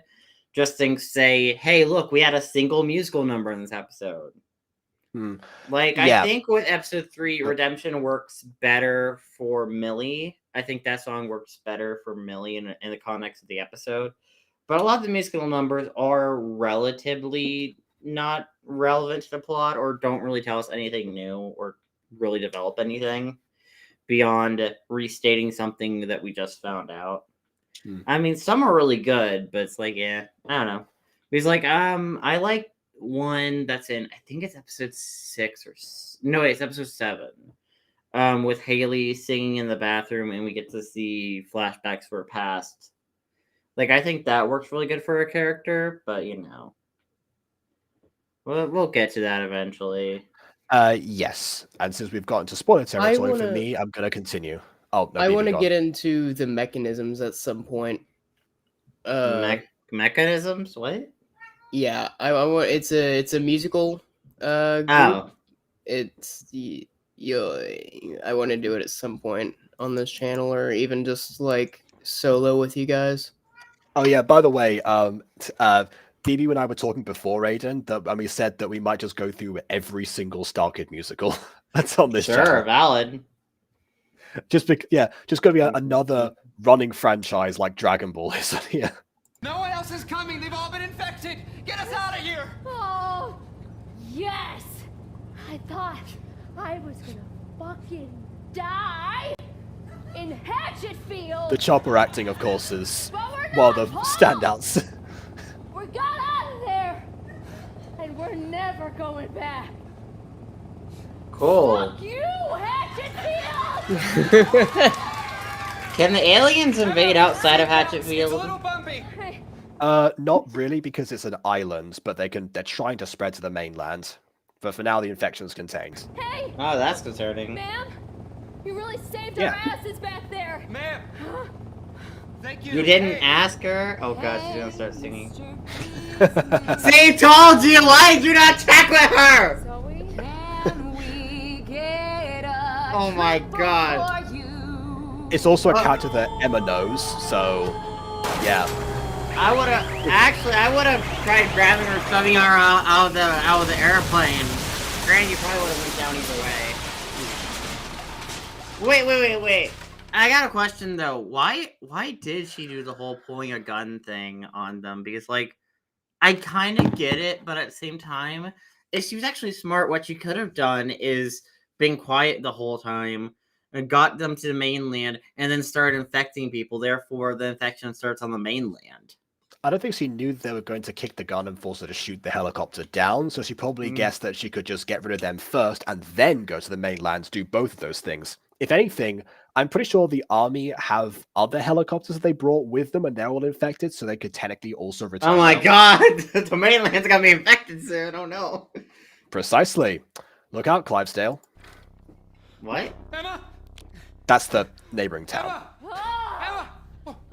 Oh, she's also infected, but she's not. It's gonna be revealed. God. The wound's probably infected, but not necessarily her. I mean, she could be. Emma, I hate to say this right now, but this is what seatbelts are for. What? Wait, you didn't have a seatbelt? Still in Hatchetfield. We need to get That was referenced. You know, she was standing up in the helicopter saying "F you, Hatchetfield." She didn't put a seatbelt on during that Oh time. my God. And Paul said that. What is she? My brother was God, because my brother will go in the backseat of my car, and like the car as a whole, and not have his seatbelt on. Technically, that is legal. That is legal here, but it's Will he safe. also peer outside the window and flip people off? No, maybe Good, inside good. his head he wants to, but I don't know. I don't know how it feels about people. Probably if he gets told to wear a seatbelt too often, he might consider that for you guys. Paul, I can't make it. I'm not getting off the island. No, but Emma, those things are gonna find us, okay? You gotta fucking kill them before they do. What? How am I supposed to do that? I don't have a bomb. Or Well, about that, Aiden. wait, You gotta destroy the meteor, Paul. It's like your friend said, you know, the hive mind. Which friend? Bill, Ted, I Charlotte? don't know your friends' fucking names. Also, it was here when I realized for the first time that two of his friends are Bill and Ted. I don't know if that was a deliberate reference or not, but I like it all the same. You take the head out, the whole thing goes down. I mean, fair. You know, you just gotta kill the hive part of the hive mind. That was actually Ted who said that before. And also, why was I mention of Clemai in the live chat? Because we were comparing the reaction time of Paul and Emma, I think, during one of the other song numbers, where they said that, you know, they're slower than Anna reacting to escaping to literally anything. I think that was it, yeah. Are they on an excellent adventure, perhaps? Well, they certainly don't think they are, but from our perspective, they certainly are. Okay. Okay. They probably think it's rather bogus. So I just need to get to the There you Starlight go. Theater, destroy There's the the bombs. meteor, and all these things will just drop dead? Yeah, I sure Wait. should hope so. They'll be. Wait, does that mean people are dead too? Oh God. They already are. Oh. Hey, Paul, Zombie apocalypse rules. I know. I feel like singing. beanies all those times instead of just going to Starbucks. And it wasn't because you liked our shit coffee. Our coffee was shit. Because we didn't care. And sometimes we would spit in it. What? No! But I didn't know you back As someone who's seen Nerdy Prudes Must Die, she's not joking. then. Customer service moment. Anyway, I mean, oh God. if we get through this, I would love Get your cup of spit and coffee. to just God, see I a watched nice, this South Park silent clip movie. the other day where it was like, they were talking about like reviewers and how all the reviewers want to feel special. So they gave everyone a fake badge and said, "Oh yeah, we'll make you great food," and then everyone did horrible stuff to their food and gave it to them without telling them. I remember seeing that, like, no. Oh dear. Yeah. Yes, oh dear my. Well, I mean, it's not as bad as the time in SpongeBob when a health inspector came around and they killed him. They poisoned him. Listen, they put feces, they put other substances in it. Trust me, it was gross. I've seen that episode. Oh. But in case we don't, kiss me. Okay. Why aren't you just going to destroy the meteorite? I get it. This is important and all to you, but come on. Oh! Ew! That is why. I'm gonna be honest. I don't think I would ever want to kiss anyone after like I accidentally got blood in my face. I'm like, ew! I don't want to kiss anyone. I think that's all of it. Those are No! gone in here. Ah! I feel like I don't. This is kind of gross. I'm sorry. Yeah, you're right. Fuck it. Get out of here. Okay. Bye. Bye. Oh my God. Did you hear the word? What's the word? He's coming. Who's a coming? Paul's a coming. Paul's a coming. The star of the show. Let him come. Word? What's the word? He's a coming. Who's a coming? Paul's a coming. Paul's a coming. The Oh, star. that's a big rock. Let him How are you come. supposed to destroy it? Like, will a sledgehammer work? Will just hitting it with a hammer destroy it, or like? Remember, Like, how do you have to destroy? Yeah, does that have to be completely destroyed? How do you destroy it? Aiden, look at this image right now. The answer Oh. is in front of you. I mean, yeah. Grenade. You asked if he had bombs earlier. He does How now. did you get grenades? Did you raid From like a the military? base? military. Dang. There was a dead soldier on the ground. The old Starlight Theater. Actually, that might have been Zoe. Maybe Zoe had them. There it is. The meteor. We've been waiting for you, Paul. Bill, stay back. Watch out, Paul. He might kick your head. What? It's a callback to an earlier line. Don't worry about it. You know what? If they start surrounding me, I'll get out one of the grenades and be like, I will open this right now. I will pull this. I will pull this. Do not test me. I am destroying that meteorite regardless. Ted! Emma's boss! Nora. That's right, Paul. All your best friends are here. But Charlotte isn't. She came out dressed as Nora. That's the same actress who plays Charlotte. That's Jamie Lynn Beatty. She could have been Charlotte for this, and it would have made sense. Happy now. We got what we wanted. What?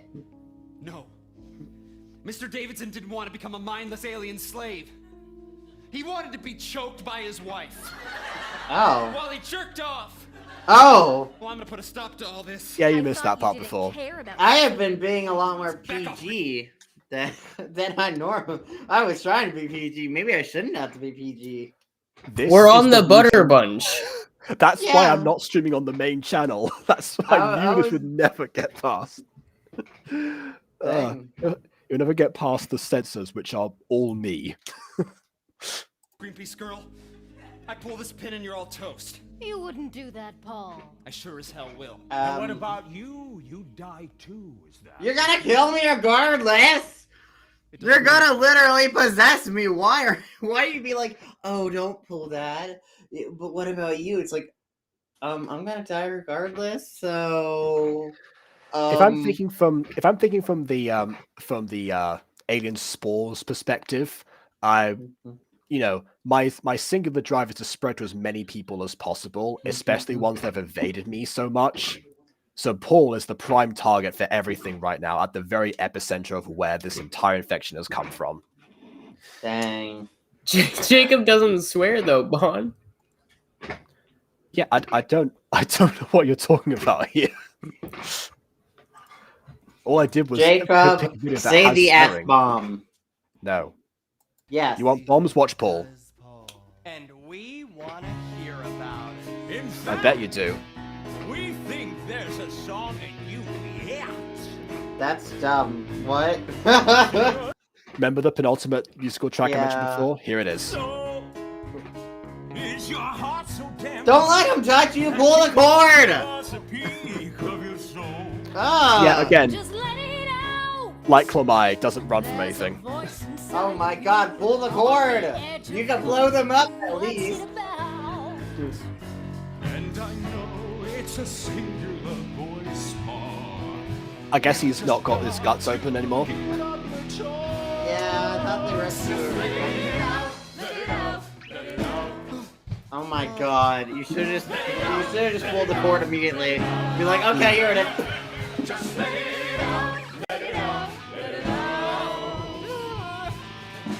Are you pregnant? The first musical note for our To the protagonist. meteor, Paul. The air in here is thick with its spores. Feel your Oh. apotheosis begin as they take root in your mind. Did you Okay. really think we Two had nothing to grenades. lose? You'll be one of us before you can pull that pin. Yes, no, actually, I can pull it in like literally a second. It's like I grab it, Yeah. boom. Coming round to a round scheme. Like, listen, trust me, I can pull it very fast. I'm splitting too. Is this me or is this you? Am I dead? I'm coming apart at the seams. La, da, da, da, da, da, da, He still sounds somewhat normal compared to everyone else. No, no, no,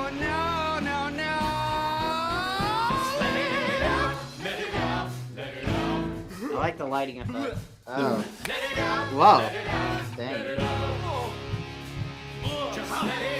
2 fingers. Dang, that's pretty deep. Well, he's trying to throw up because he thinks there's something inside of him. No, well, you're inhaling the spores. You're technically inhaling them. Yeah, but the only time he's ever seen it, it was like a weird like lizard-shaped goo thing. Yeah.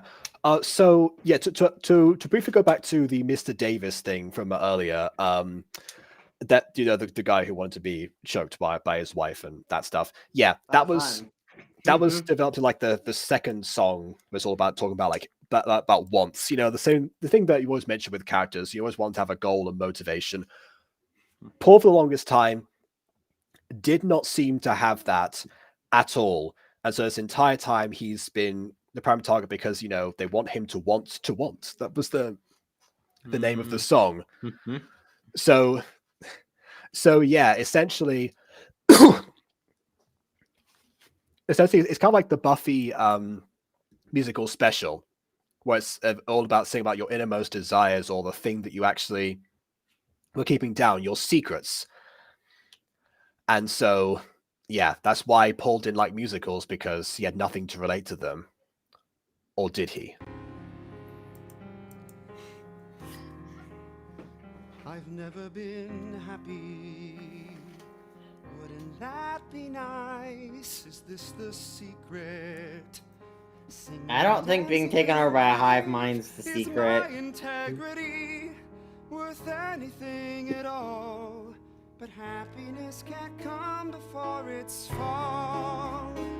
Am I crazy? That's good. Maybe I've always become what I've hated. Or maybe I never did. It's so freeing now to share the hate. That's also good. But what will I let in if I let it out? Let it out, let it out. Am I crazy? I don't think so. Let it out, let it out, let it out. Maybe I've always been just let it out, let it out, let it out. God help me out, let it out. If I let it. Yeah, it's good facial actions. Facial acting. Only beaten by Jeff Flynn. I don't like musicals.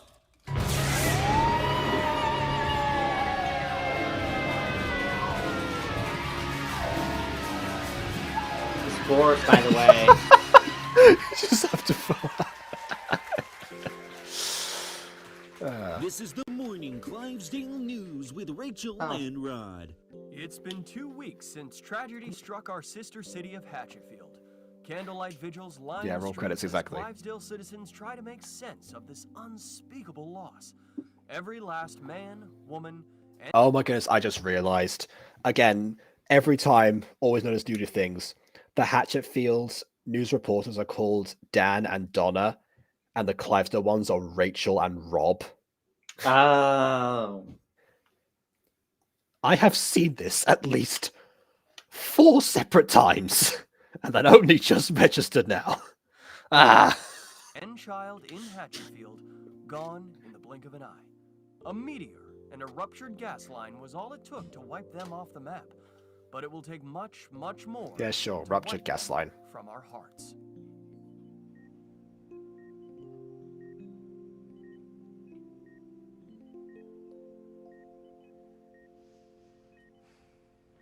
Is she ready to go? The cliffhanger. How's that leg doing, Kelly? Yeah. Why did it have to be Kelly? I liked my old name. Couldn't you at least pick something similar, like Emma Lee, or... That's all I can think of. That's a negative, Kelly. Elijah. You'll get Elijah used to it. Shabander. In the meantime, I can't have anyone making any connections between you and Emma Perkins, who perished in the Hatchetfield catastrophe. Yeah, that was the other thing. You couldn't even give me a cool death? Like, Emma Perkins, her flesh melted off while she was shielding children. You know, something heroic? I mean, it was my idea to destroy the meteor, after all. And Uncle Sam is not ungrateful. Here, Kelly. This is for you. Inside, you'll find a new passport, social security card, and the deed to a 5-acre plot of land in Colorado. Green. fertile. That's a decent Place deal. to grow some cannabis.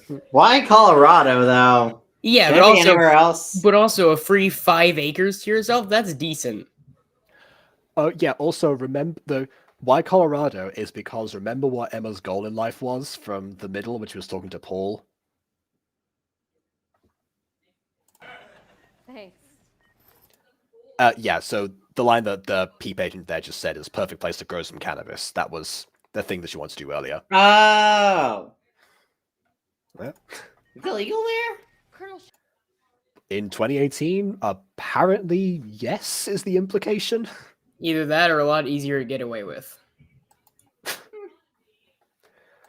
One or the other. Schaefer, you're sure there were no other survivors? We've been through this, Kelly. There were no survivors. Save for one pocket-sized squirrel we found burrowed in the chest of a local woodworker. Oh, Peanuts! I'm glad he got out of there. Now that is a story we can disclose to the public. Of course, he was squeaking in an awfully melodic way. We'd have to investigate that, but other than that, no survivors. There's no way. Is the sequel about the squirrel?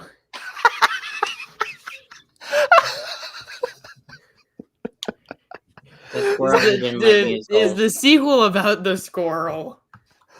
Oh my word! I imagine.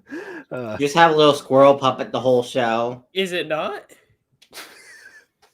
I'm being Come dead and serious see. here because what I'm understanding is, oh yeah, there was one last survivor, hit it in the chest. Man, that's the one story we could tell people. To me, that sounds like you're seeding out a sequel. The squirrel who didn't like musicals. Exactly.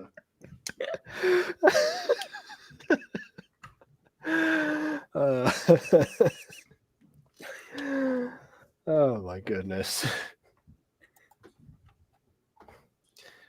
A bit of good news goes a long way. Why am I getting sidestepped here? Hey, I want to know the squirrel. Paul. Avenue Cupid is a squirrel. Good man, Kelly. If not for his sacrifice, the outbreak would have spread to the mainland.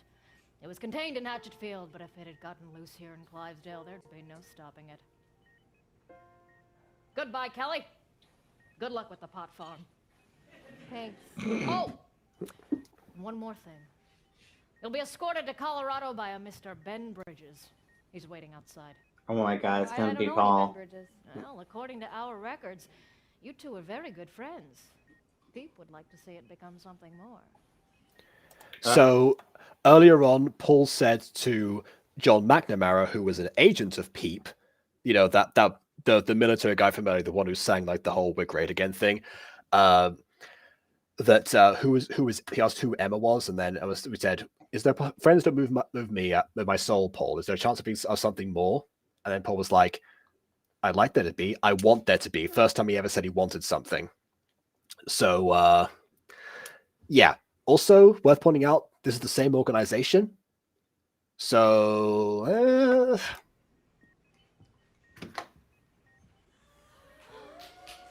my god! yay, Paul! You made it! Didn't you pseudo get infected? Or at least half infected. Started. About that. Oh my god.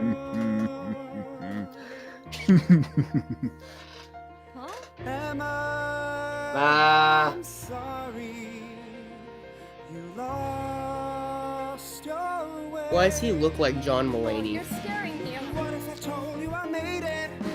This is the life that I chose. What do you even believe? No, you chose to throw a grenade at rock. Realization with Bon. Settled all the dust. I'm still the man you trust. No, I don't trust you. I thought everyone died. Get away from me! You're not Paul. You're one of There them. were no survivors, as Peep said. Oh, I thought everyone died. Dang. Oh well.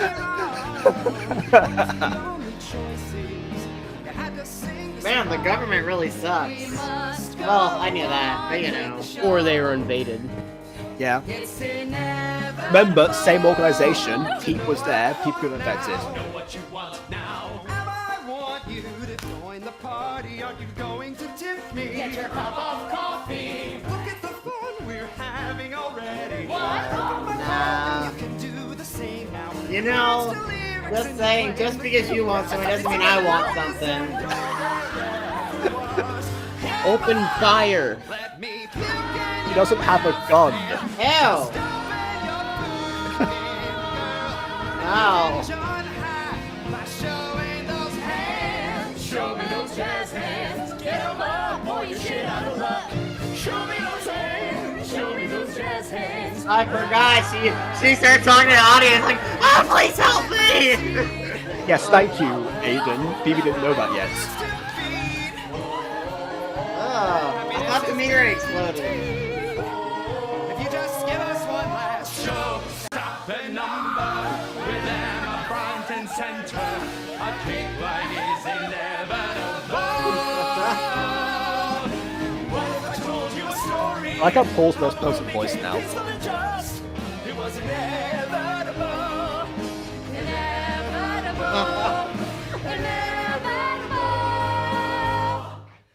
The apotheosis is upon!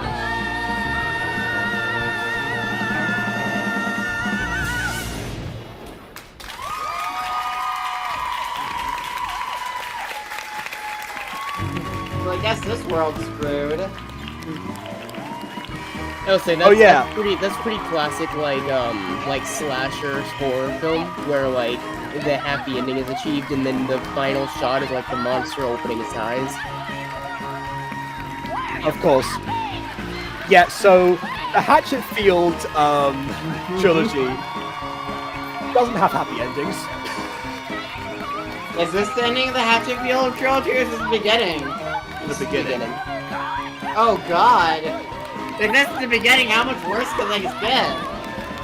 I'm so glad you asked, Aiden, because the next musical that we have lined up is called Black Friday, which I thought that we could watch together on Black Friday, which is why I want to do this today, by the way, so we get this out to you. I should probably check what my schedule is for Black I may or Friday. may not be working Friday. I haven't gotten a work schedule yet. Yeah, let me see here. Depends how cheap the theatre tickets on Black Friday.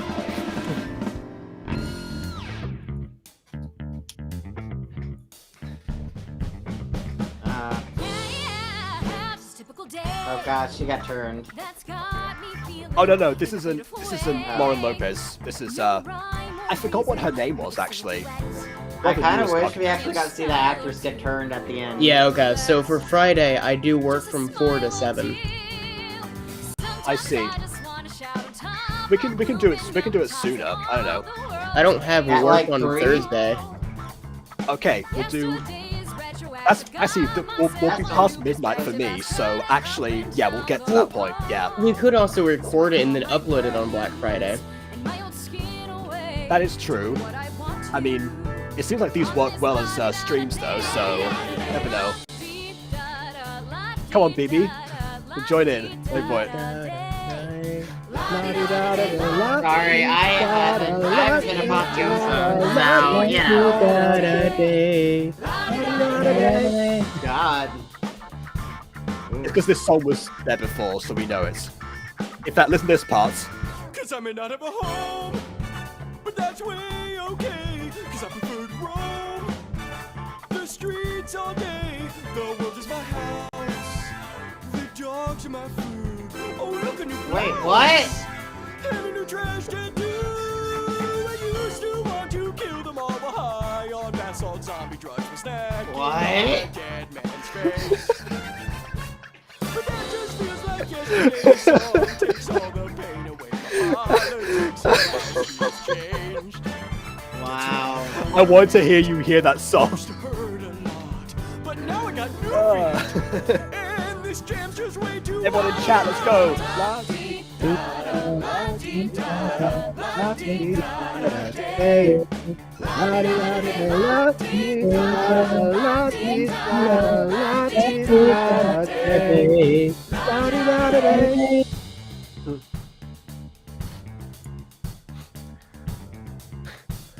What's better, the song or Aiden's reaction? It's a close call. Song's pretty good, but Aiden's reaction, yeah.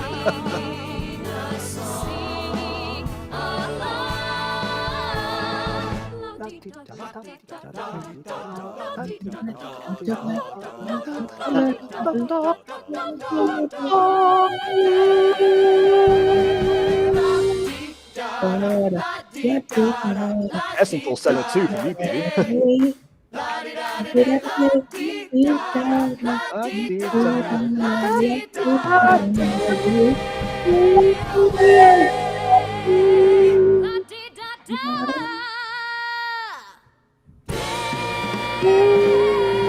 And Bond finishes it off. But I'm cheap. By There the you way, go. is there any prequels to this? Like, did they ever make a prequel? They did not make a prequel. They made 2 sequels though, and also And a spin-off series. yeah, I was on about to say there's the spin-offs that you were talking about earlier. Yes. You know what would be cool if they made a prequel that detailing more about the town before people got turned, before the whole thing happened with the aliens.